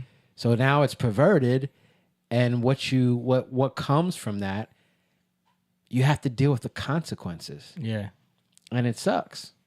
You know what I mean? And so now you don't want to deal with the consequences. Yeah. You don't want to deal with getting pregnant. Abortion. Yeah. You don't want to deal with getting STDs. some STDs or HIV. Yeah. You don't want to deal with that, right? Considered an STD, right? Is it? Is I it? thought it was what? HIV. HIV is an STD. Is it not? I mean, we don't got to get into the weeds of figuring it out, but I thought it was. I thought it was like a disease. It says, it's a sexually transmitted disease. I mean, the disease Well, itself. That is STD, Yeah. sexually transmitted Yeah. disease. Yeah. Okay. Yeah. Okay. Yeah, it is. Yeah, I thought it was. When I think of STD, I'm thinking of like herpes or. Yeah. But yeah, it's kind of the same thing. But what happens now? They have more drugs that kind of they can. You see all them commercials? Yeah. For those prep meds. And it's funny because it's always a ton of black people in them commercials. Like who they marketing that to. But so what does it do? It's all ways where you can try to get around having to deal with your decisions. Yeah. Right? Oh no, it's not. It's women's health. Yeah. It's they put it under the umbrella of reproductive health or just health. Yeah. It's preventative health measures, right? All these things. No, they're ways of getting around the bad decisions you're making and not have to be confronted by those bad decisions and putting them off more and more, right? And not recognizing that when you do things in the right way, you're going to produce things that are flourishing. And when you do things in the wrong way, you're going to do things that are destructive. Yeah. So do you think someone should have to disclose if they have HIV? It's a sexually transmitted. If Dude. if you care about people, just be upfront. In my opinion, like we're in the weeds. Yeah. We're getting in the weeds of. It's all selfishness. You're fulfilling your desires, right? You're looking to fulfill your desire. 'Cause you don't care about the other person even, right? Yeah. You just want to get off whatever you're feeling in the moment, literally in the moment, right? And then later on, doesn't matter anymore, right? Because you fulfilled your desire momentarily, and you're just gonna have to feel that desire again because it never ends. But so I think like it goes back to how do you deal with this? Well, you have to get back to that sex is supposed to be between a man and woman in the context of marriage. Outside of that, it's just selfish, right? Outside of that, you're using somebody else. And you just see the progression of how it just gets worse and worse and worse. Yeah. To the point where you have a disease, you don't care if somebody else gets it. Yeah. Because, and they're making you've laws. justified it in your mind that it's undetectable, so it's okay. Yeah. What does that even mean? I don't know. Undetectable. I guess it means like the medication that they've given that person has suppressed it so much that it's harder to pass it, you know? Yeah. That's just, yeah. When the whole thing is selfishness and not being compassionate to the other person at all. Well, I know someone who is compassionate, and I think we should show what compassion really looks like. I'm a folks therapist. Of course I want to hear about all the members of your polycule. I'm a folks therapist. Of course your emotional support dog, cat, bird, or reptile can come to session. And of course I'm going to want to know their names and pronouns. I'm a folks therapist. Of course I know you probably did that thing that you said that you weren't going to do. And of course I support you anyway. I'm a folks therapist. Of course I'm going to understand your meme references. I'm a folks therapist. Of course I use they, them pronouns. I'm a folks therapist. Of course I'm neurodivergent affirming. I'm a folks therapist. Of course you don't have to teach me about your specific identities. And of course I want to know how those identities have impacted your unique experience. I'm a folks therapist. Of course I want to hear about your moon water and crystals. I'm a folks therapist. Of course you don't have to educate me on trans care. I'm a folks therapist. Of course I'm going to tell you how incredibly proud I am of you. So basically this is, of course I'm going to fulfill every delusion that you have about yourself. Of course I'm going to make you feel settled in anything that you, all of your desires, all the things that you deal with that you want to be affirmed in. I'm going to do that for you. That's not true compassion. Of course I'm going to lead you to die. Your own destruction. What is in the name of love? As fast as you can I don't go. know. Right. I don't know a lot of stuff. But I don't know what folks. I don't know what that is either. Let's look it up. That's the first time I saw that video and I was like, what the heck is this? Folks. It says it's a nationwide healthcare provider for the LGBTQIA plus community. We deliver affirming, joyful care and celebrate your identity and honor yours. Folks. Inclusion groups commonly marginal. Oh, so it's a play on folks like folks, like your folks. Yeah. But it says it's used especially to explicitly signal to the inclusion of groups commonly marginalized. Yeah. So it's like, if you feel like you're a victim come to me. I'll give you therapy. Yeah. Yeah. I'll affirm you in your victimhood so you can always stay a victim and complain about being a victim, and I will keep you a victim because all you really are is a victim. Yes, you are a victim. Welcome to Victim Therapy, where we affirm all of your victim needs, make you feel comfortable. All right, so let's get into these clips you sent me, Jake. So this looks like a podcast involving Charlemagne the God, T.I., and some other folks talking about topics that I don't think they should be equipped to talk about, but we're going to see how it goes. But he steps out there. He steps out there. He steps out and in it. Okay, well, I'm watching it for the first time. I just kind of like skimmed through the reason why I wanted to bring this up is because... Just let me set the stage. Is because there's so much disinformation out there. Yeah. People run with this stuff. Yeah. Again, because they want to stay in their desires. Mm-hmm. They want to stay. They want to justify where they are and how they live their lives, right? Yeah. And then I think that people who call themselves Christian believers have a hard time at combating these things because they're not really caring for people in the right way. They're giving them affirming care, affirming them in their BS, instead of caring for them in a way where they're speaking the truth in love to them, so that they can combat the lies that they hold on to that make them feel like it's okay to stay where they're at. Yeah. And I see this a lot, and I think a lot of people do a bad job with this, and we'll see this in terms of who T.I. talks to. Okay. Right. That are so-called believers. So is he talking to any like apologists or any like knowledgeable people, or he's just talking to average? He's talking to other artists that say they're Christians or something. Other people. We're gonna go into the main one, which is Lecrae. He's talking to okay. Lecrae. Okay. Yeah. So and then he talks to. Is this so? This isn't Lecrae's podcast because he has a podcast too, where he interviews. T.I.'s podcast. Yeah, I've watched some of Lecrae's interviews where people say some wild stuff, and he just kind of just goes with the flow. Yeah. But all right, let's check it out. Jesus, though, the story points have been duplicated throughout in different civilizations in 1400s, 1500s. Like there are different. I guess people who were born, they say on December 25th, who were born Immaculate Conception to a virgin, who died on the cross and was resurrected on the third day. All of the different points of Jesus' stories have they've been also associated with other people in history. Wait. Associated. Yeah, there's so many bad things in this. Yeah. First of all, it says 1400s, 1500s. Yeah, 1400s, What are you talking about? What? Second of all, the Dark Ages. He's trying to.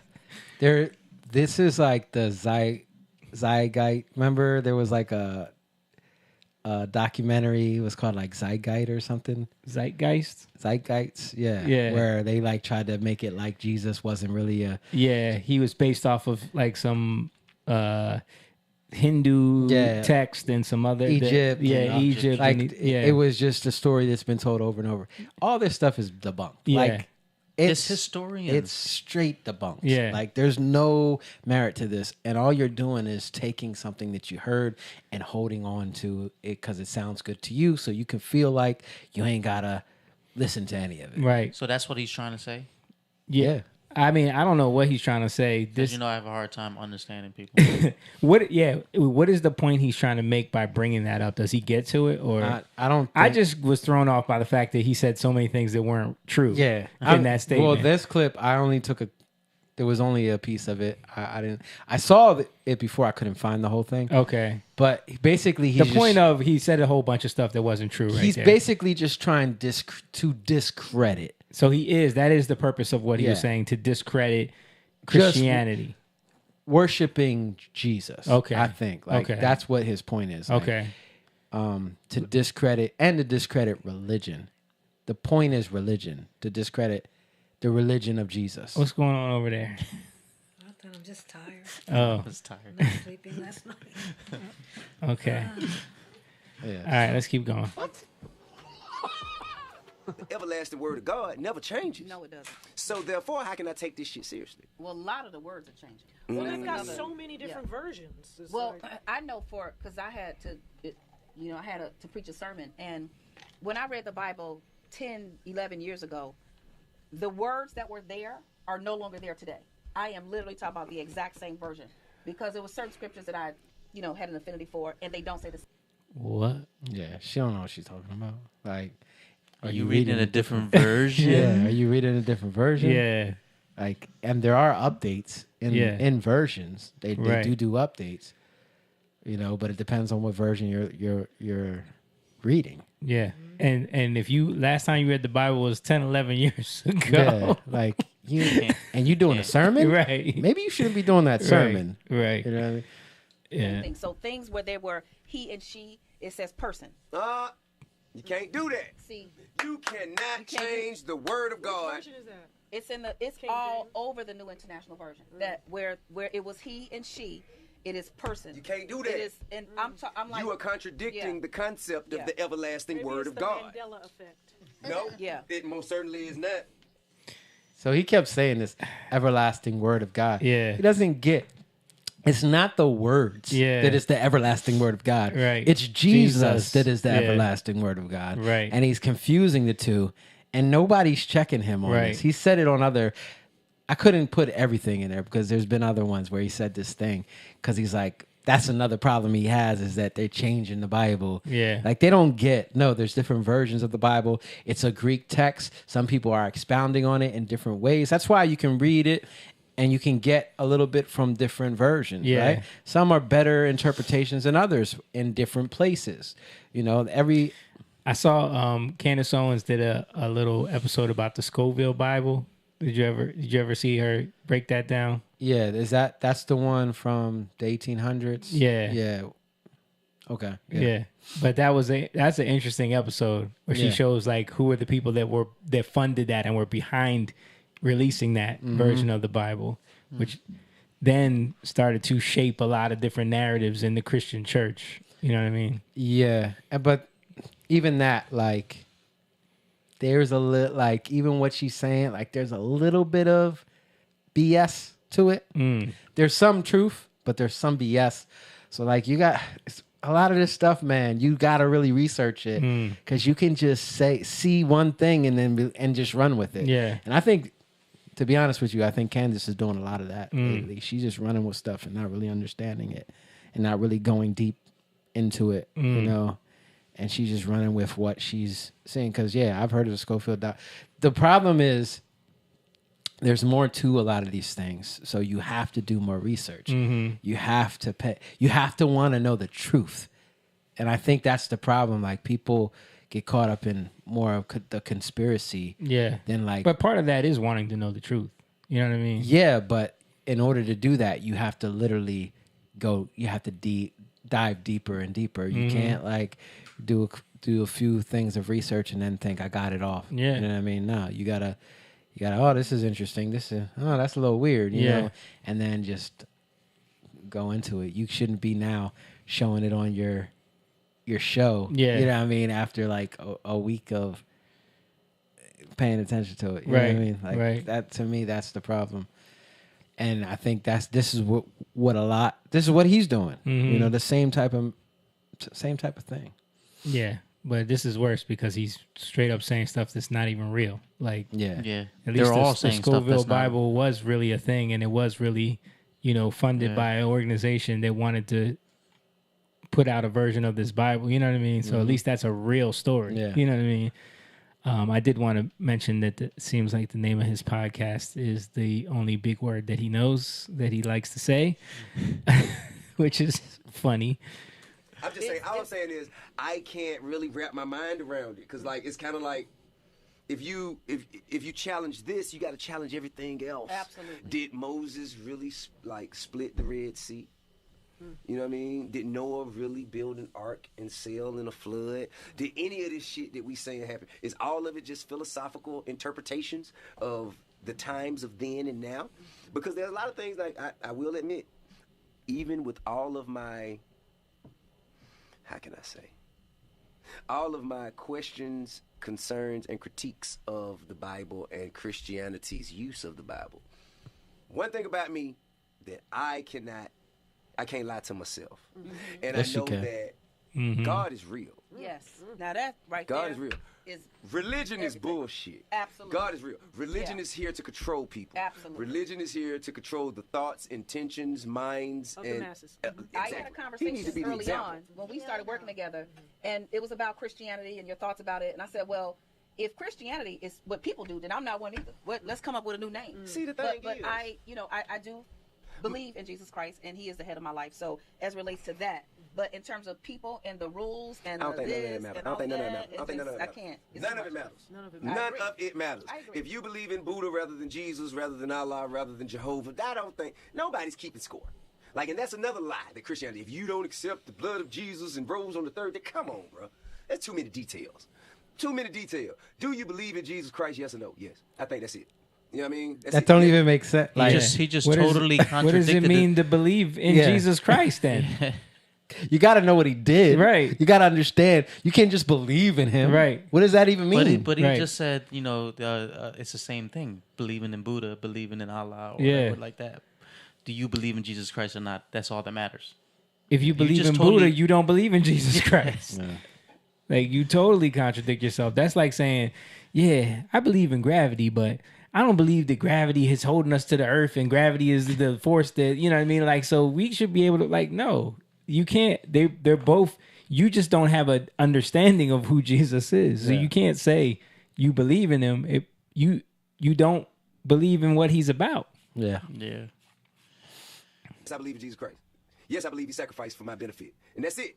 Same thing as Malcolm X, Martin Luther King, anybody else. Well, this is how I live my life. First of all, I don't have a heaven or hell to put nobody in. Okay, now. It's like, and I don't have the capacity or the desire to argue about it.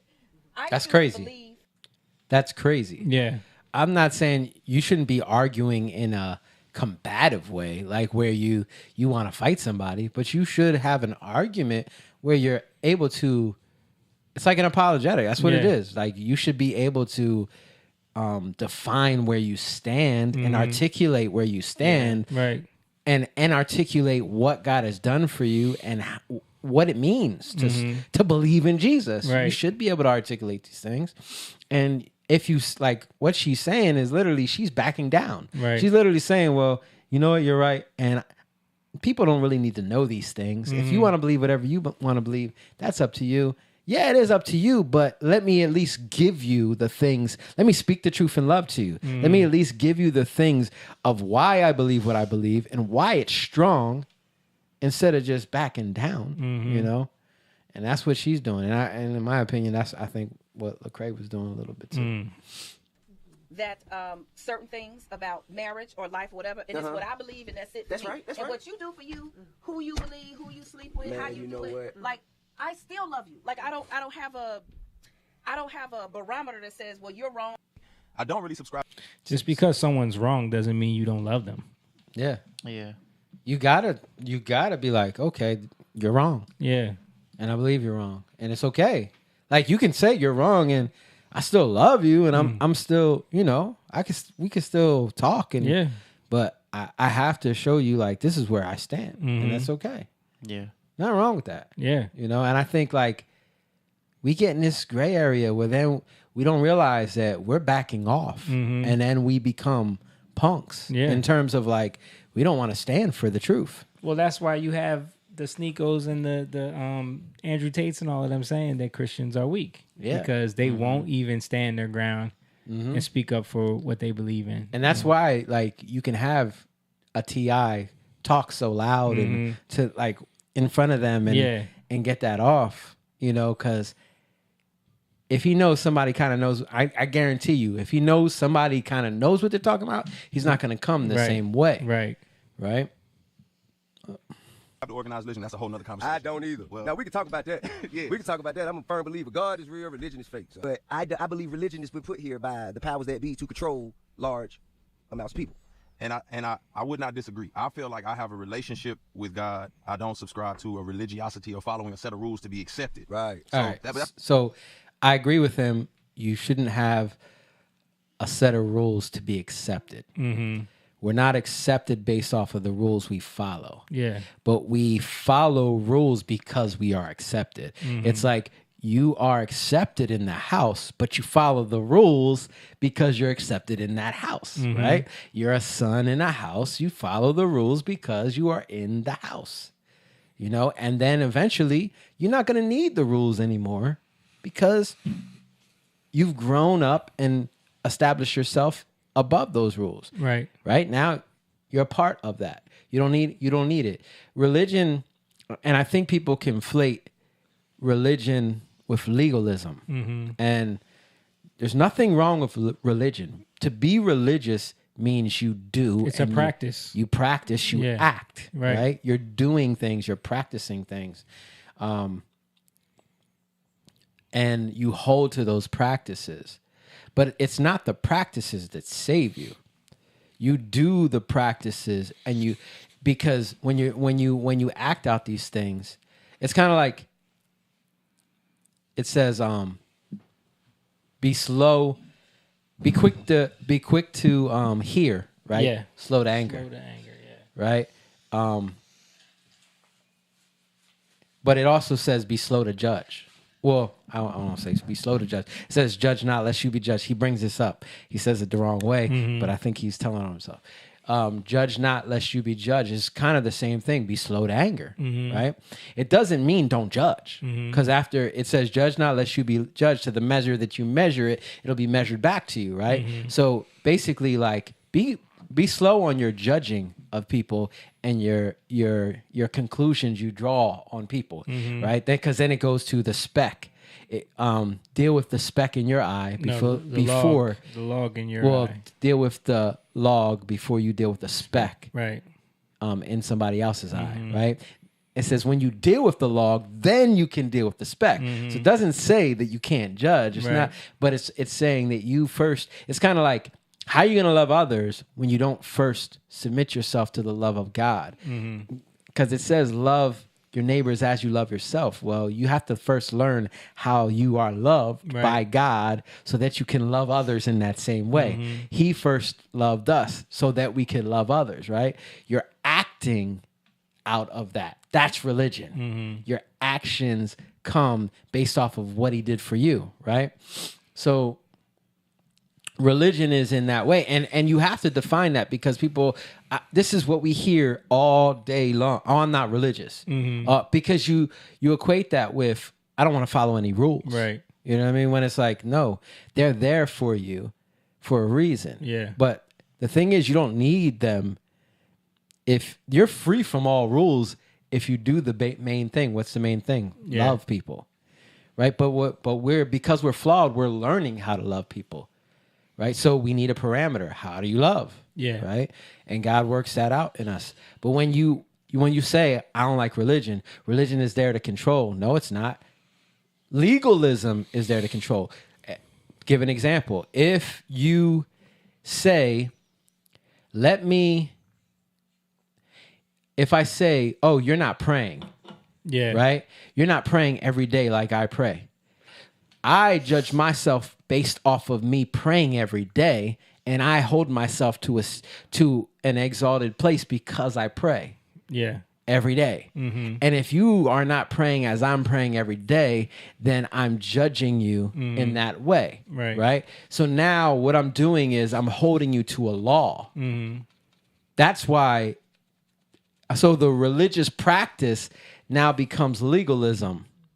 So religious practice can become legalism, or I can pray every day because God loves me and I know I need him and I need that relationship with him. Right. Right. So now it's not something that I say, oh, I have to do. I recognize I need to do that because I recognize where I am with God. Mhm. Right. That's a whole different thing versus I'm going to do this because if I do this, then I am accepted by God. Mhm. Now I'm living up to the law, right? Right. I make this a law.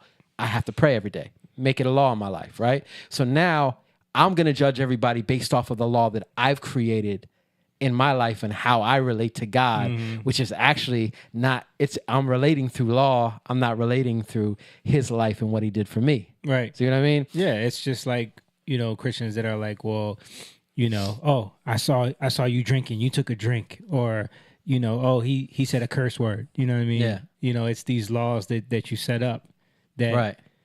you create a legalistic mentality, and you use that as a method of control over other people, or a standard that you set to keep people in a place where you're in judgment of their their righteousness, basically. Yeah. Versus like you want to hold a standard, but you're patient with people in terms of the standard. But there's a reason and a meaning behind the standard that we hold, right? We're setting ourselves apart, right? But we're not setting ourselves apart to the law of the standard. We're setting ourselves apart to God, who is over the law, right? And as we do that, our hope is not in the law that we accomplish things. Our hope is in God that teaches us how to and raises us up in accomplishing these things. It's totally different, right?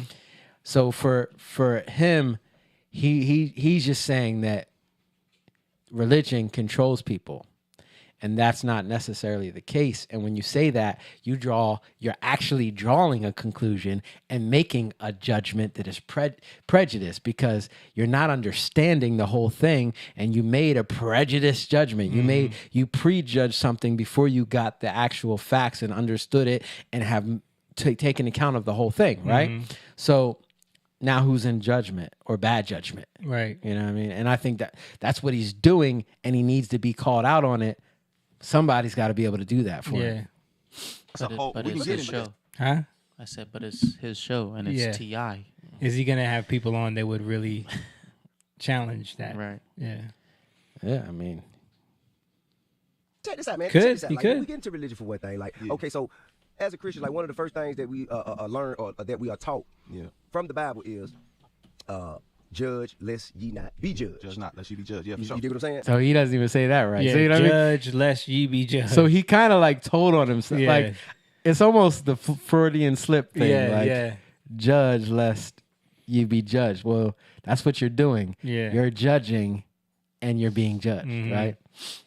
Okay, but that concept is completely contradicted by the thought of, let's say, confessions.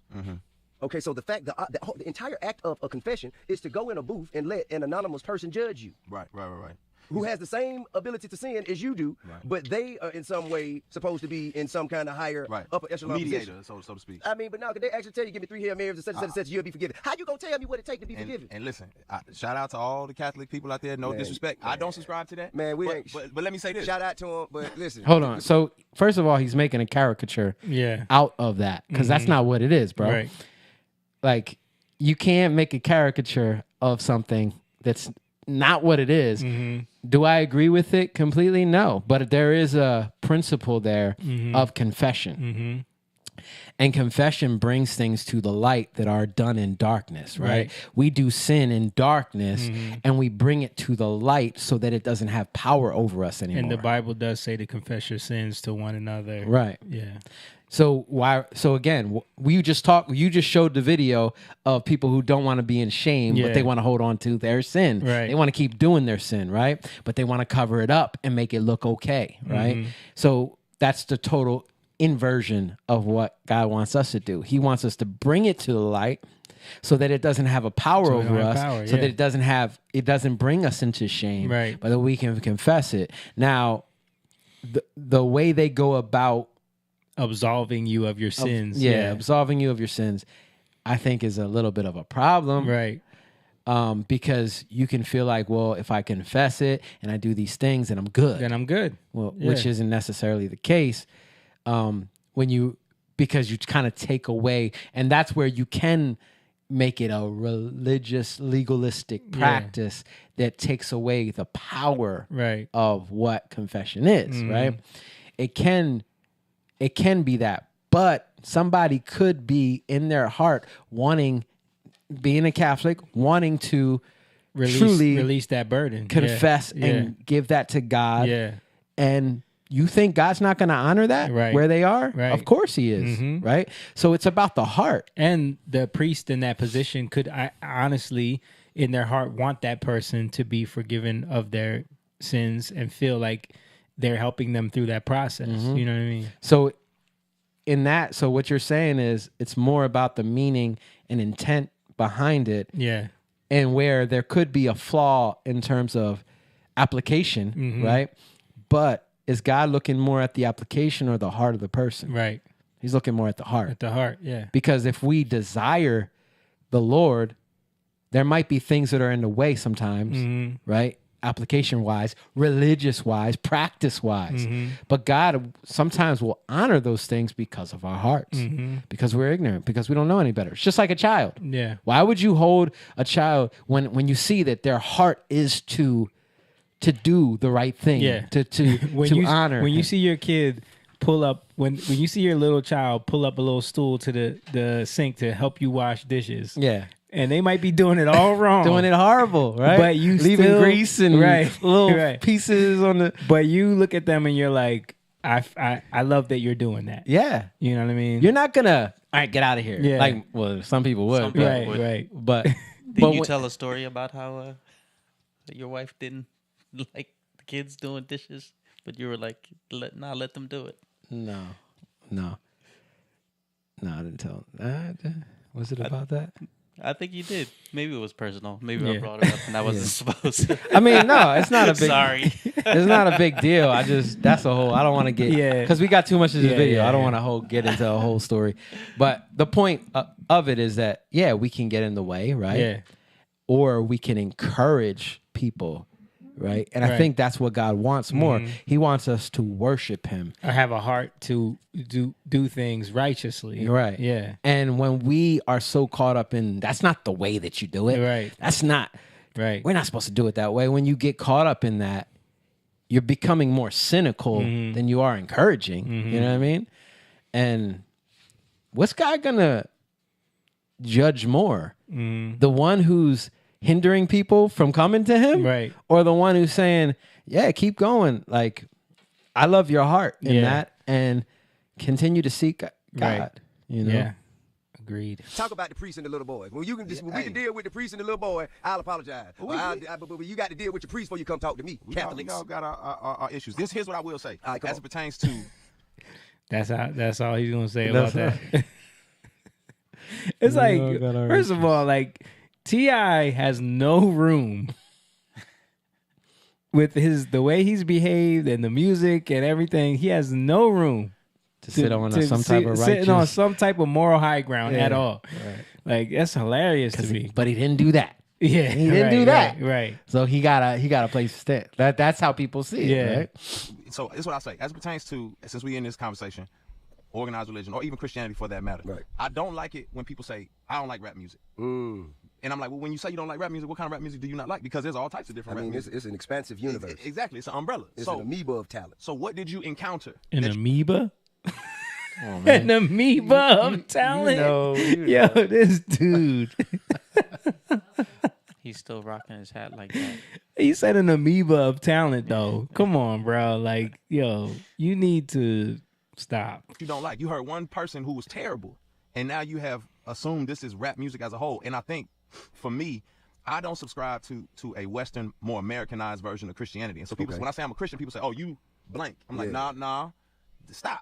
I wonder if Lecrae has that same energy if someone says, "I don't like country music," or if someone says, "I don't like rock music," or "I don't like metal music," or "I don't like classical music." Like, do you have that same energy? Like, sometimes people just don't prefer certain types. Music is very subjective to what people connect with. Yeah. So if someone says, "I don't like rap," maybe they just don't like that style of music. Like, it's just and they're just allowed interesting. to. Like, because you have it's connected to you. You take offense to it. You know, you don't even see that. And I think that's where he's coming from. And like when he answers, it's a lot of how he's offended. Right. That's where I think he's coming from. Like, but he's trying to relate to him and saying, like, I think why he brought that up is because people don't like rap music, and because he said that he spoke about religion, right? You know, so I think he's trying to equate that to people that say I don't like religion. Yeah, I get it, but I'm just saying, like, it's a bad analogy. Yeah, it is. I agree. You know what I'm saying? Don't put me in the worship blonde hair, blue eyed Jesus box, because that's not where I live. Because that's a lie. Yeah, that's just a bold-faced lie. And that's more of a Western influence. So for me, I understand that before Europeans got a hold of this, that there were Africans and Coptics, and you know, you got folks who was being persecuted by Europeans from, you know, Africa. I understand there's a history of this faith that goes beyond white Western European. So for me, my subscription to it, now I did get duped early on, but my subscription to it was really a genuine relationship. It wasn't like this, like I'm sitting here studying something and all of a sudden, you know, I'm like, this sounds good. It was like genuinely, man, I was dealing with a whole bunch of nonsense in my community, my neighborhood. Right. My grandma, you know, she grew up she was a, you know, evangelist but she wasn't a preacher. So Yeah. she was a doer. And that's what I saw. I saw, man, there's something in her character that I can tell something is transformative about her. Right. I wanted that. You know what I'm saying? I can't agree to that. I have seen God working through people, like genuinely working through people within the church and within Christianity and other religions as well. Sure. I can't say that I've seen that, and I can't say that I've recognized that, and I appreciate that. I think it's valuable. It's very valuable for us as human beings to commit ourselves and dedicate ourselves to the awareness of something greater than us. Absolutely. The creators. It was something that made all of this possible. Absolutely. And you have to give respect where respect is due to that. But however, going back to the book, says God is a jealous God. You know what I'm saying? So he don't want you to put any other images, anything else before them, before him, I'm sorry. No other like idols or anything before him. Okay, so when a preacher come and say, pass around the plate so you can pay your tithes, so you can pay your tithes to God. Oh, God told me not to deal with no middlemen. He done already said that in the book that you preaching out of. So how's you using this book to just... What is he talking about? He's trying to equate idolatry with tithing. With tithing, because he's trying to say that pastors are putting themselves in the place of God and the middleman, which I get that for some, right? Yeah, like I get that. There can be but some idol, but that argument also then the pushback against that is then all right. Well then. How are you tithing then? You know what I mean? If you're eliminating the middleman, how are you getting your tithe to God? What are you doing? Or just giving. Right? That's what I'm saying. So what are you doing for your tithe then? Yeah.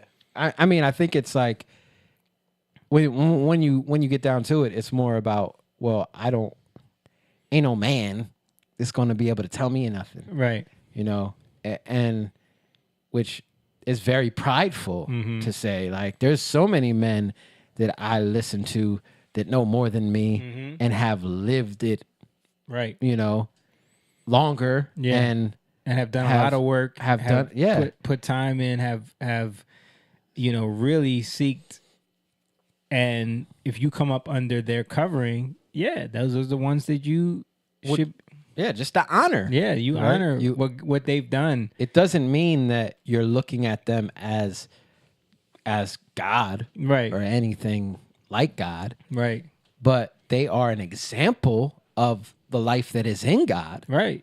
And they're ministering what God has put on their heart to put forth into the world. So you supporting that is helping that ministry grow. You're just supporting what God is doing in the earth through them. Yeah. So it doesn't you can't turn just because people there are pastors or people that might misuse and abuse things. But that's more about discernment. Yeah. That's more about you not being pulled into churches for the wrong reasons. Yeah. Being caught up in the glitz and glamour or the idea of what church is or the idea of what worship is, because you know I love the soaking ministry, just made me feel so great. You know what I mean? Like there's a part of that draw in the church, and then that becomes your reason for why you want to support it or why you want to be there, and then you're mad because you come to the realization that all of that was for nothing, you know, or you realize that all of that was being misappropriated, or you realize that there's scandal there, or something happens to then, you know, shake your faith in a way. Yeah. But was it really on solid ground to begin with? That's what I'm saying. And I think, like, again, people who have been victimized and been taken advantage of, if they act out of that, they're protecting themselves, right? So that's what T.I. is doing. Yeah. He's protecting himself. Right. So what happens is you become prideful in thinking that you have it all figured out and you see the game, you know, you peep game, right? And you see what people are trying to do, but you don't. Right. You only see it from the angle that you've been victimized by. Or that you've perpetrated a lot of times. Yeah, that because too. A lot of times there's a lot of dudes that were scammers that think they can see all the scams. You know what I mean? Well, people who are victims a lot of times become the perpetrators, become the victimizers, right? Hurt people. Right. Same thing. Like a lot of times that's what happens. It's just the natural fallen progression of how things work, right? But how do you stop that? You have to humble yourself to God first, right? And then God, as you humble yourself, he shows you, okay, go here, do this. You know, he sets you on the right path. But you have to recognize even people who, just like a parent or, you know, parents, they're not going to have it all figured out. They're not going to know everything. They're still learning. They're still growing. You think every pastor or preacher, even the greatest, you think they don't got more to learn? Yeah. You think they're not growing? Of course. And if they stop growing, then we got a problem. Yeah. You know? So even to put that on them is you're putting too much on them. Right. You know? And this is what you're seeing all these things play out and what he's doing. And it's probably, you know, he probably grew up with a grandmom or family that put too much into my pastor, my church, you know? Right. And he's growing up in that and seeing what it did to his family and seeing how it affected, and he don't know how to really process that and go through it. So your request for something that goes against what's in the book. I think you seen the book, Eli? I have. So I think it's like that. I think it's people get a hold of something. Shout out to Denzel, it's one of my favorites. That movie's phenomenal. But they get a hold of something, and then they misconstrue it for their own. They co-opt people. We get co-opted all the time. That's what religion is. But I feel like then in that case, if we gonna say yes, organized religion. In that case, there's so many religions. Then we ain't even talking about spiritually because I feel like politics becomes religion in some senses. I feel like also they're to control people. Also they're to group people in, control people, control their minds, their emotions, their actions. Absolutely. Control, guide, and direct. So I feel like we all get co-opted. As soon as they found out, oh, you the positive rapper. Well, then now Fox News wants to co-opt me. And now all the preachers want you to come and, you know what I'm saying? They want to Kanye you. They want to Kanye you. You said it, I did. You know, I'm gonna say it again. You said it, I did. I ain't saying nothing to you. I can't say to him. Yeah. You know what I'm saying? But at the same time, I think for Kanye, it's a business. But I can rock with that. Yeah. If I come in here knowing that this is a business, I'm coming to see a show. I can rock with that. Yeah. Now, if you try and make me believe that I'm coming in here, you know, to get closer to God, I'm coming in here because you have an ability to get my prayers to God before I can. You know what I'm saying? Or I'm coming in here because you're supposed to be some sort of an example or some sort of you're supposed to be the leader that will show me how to do what I'm not able to do myself. Right. But you're not. Right. You just a motherfucker. Excuse me. I don't want to do that. You don't offend me. You just a nigga in a suit, man. You just a nigga in a suit, man. Up there, man, with a mic in your hand, man, with a book. I think if they know that, then they in good shape. It's the ones, if you know you a nigga in a suit, and you just like, look, I am not any better than you. I am no better than you. I am not holier than thou. All of my homeboys that are preachers, that's the attitude they have. And it's some, I think I'd be remiss if I did not speak on the ones that I feel are good ones. For me, what I do believe in exclusivity. So some people have a problem with that, but I believe in that. When you say exclusivity, I believe that Jesus is the way. Now, if you don't believe that, you are exclusive yourself because you exclusively believe he's not. So everyone is being exclusive on something. And if you say, well, you know, find your truth. Well, what if my truth says your truth is a lie? So who's true? You know what I'm saying? So for me, I feel like the reason why I rock with Christianity is not have nothing to do with being a white man's religion, nothing like that. It's because I feel like religions in their essence is all about you trying to earn the approval of man and God. And authentic Christianity to me is the only one where that's not religions. That's not what religions are. Yeah. Like you have to understand. And I've fallen into that. We've fallen into that, you know, like, and then that's where you're like, well, I don't even want to say I'm a Christian because of the bad name. But then you divorce yourself from something and then you actually give power to the devil because you want to get away from it. Yeah. But who do you think perverted that name? Like, who do you think brought it to disdain? You know what I mean? Yep. You're gonna have to go and restore that. It. Yep. But that takes you humbling yourself. You don't humble yourself and you're like, I don't want to have nothing to do with it. Right. And I think that's what the issue. That's why religion. Yeah. You know, I don't want to have nothing to do with religion. But let's find out what religion really is. It says it in It only says like religion in one place in the Bible, you know, in James 1. It's the only place it really says it. And it says that it's funny because it says if you're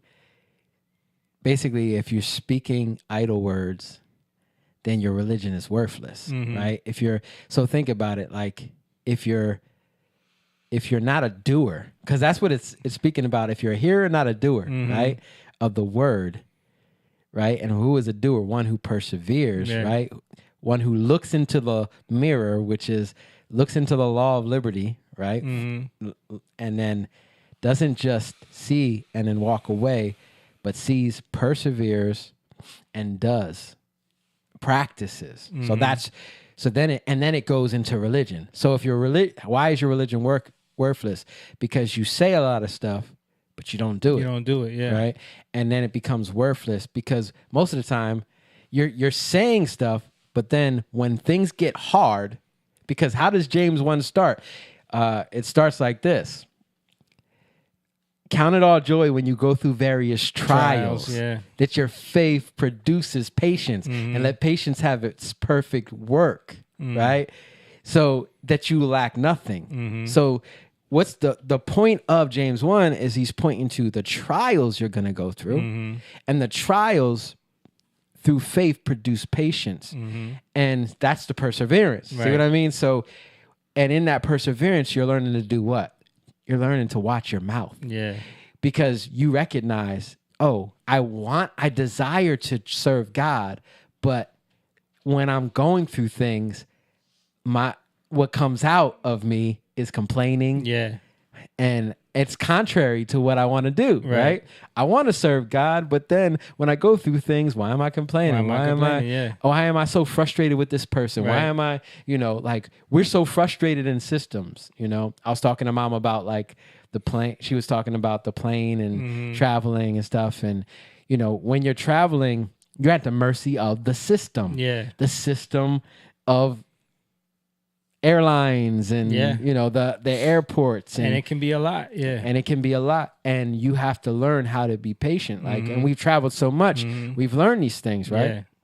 And even in that, like things come up that you gotta work through, right?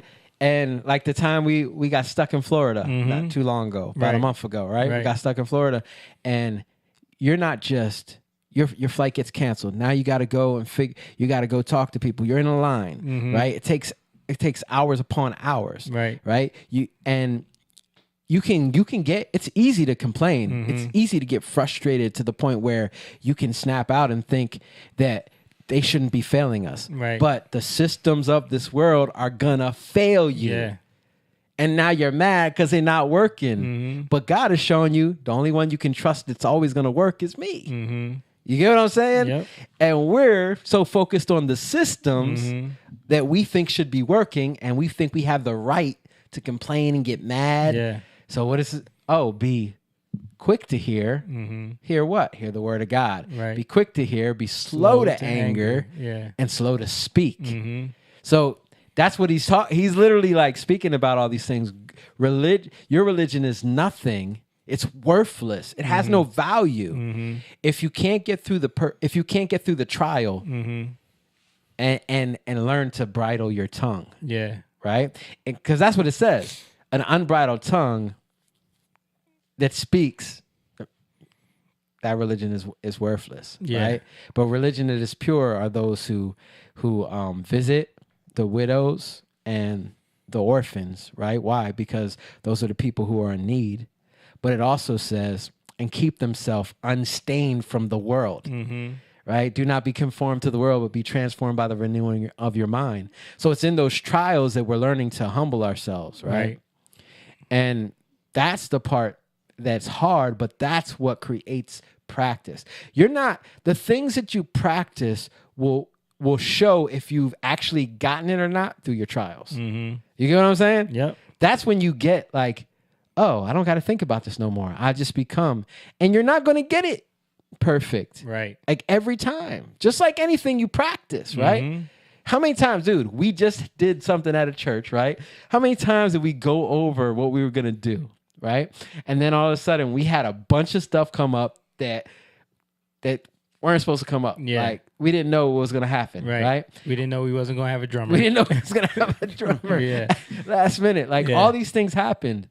And even like in the middle of the song, stuff happened, right? Yeah. One of the songs, right? And in that song, what happens? There's a part where I talk a little bit, and I'm talking about everything that happened, how it can cause us to be frustrated, and we're learning how to go through all those things. Yep. So those are the practices that, as you do it more and more, you recognize, oh, my trust and my faith isn't in the things that I do. Yeah. Because no matter how much I try to be prepared and do all the things, right? All the things, even in terms of the systems, you go in, you go travel, no matter how much you try to do everything you need to do, something can always come up. And if you don't have your trust in God, you're going to find out real quick because you're going to get caught up in complaining and whining. And your religion will be useless. You know? And I think out of all this, we don't, if you shy to, and I think this is a deception. That's why I'm like harping on this, because this is a deception that we got drawn into. If you think that religion is a problem, then you're missing it. Your religion is what you practice. Right. So if you're not religious, then you're not practicing with intention. Yeah. So, but you're going to practice something else with intention. Right. You know what I mean? So your religion is going to be something. Yeah. Everybody's religious. Right. You just don't know it right. a lot of times. Because a lot of times you're programmed to practice stuff you don't even want to be practicing, every day. So you're going to be religious whether you want to be or not. It's just you have to be intentional in what you're going to be religious with. Right. All right. We need to finish this?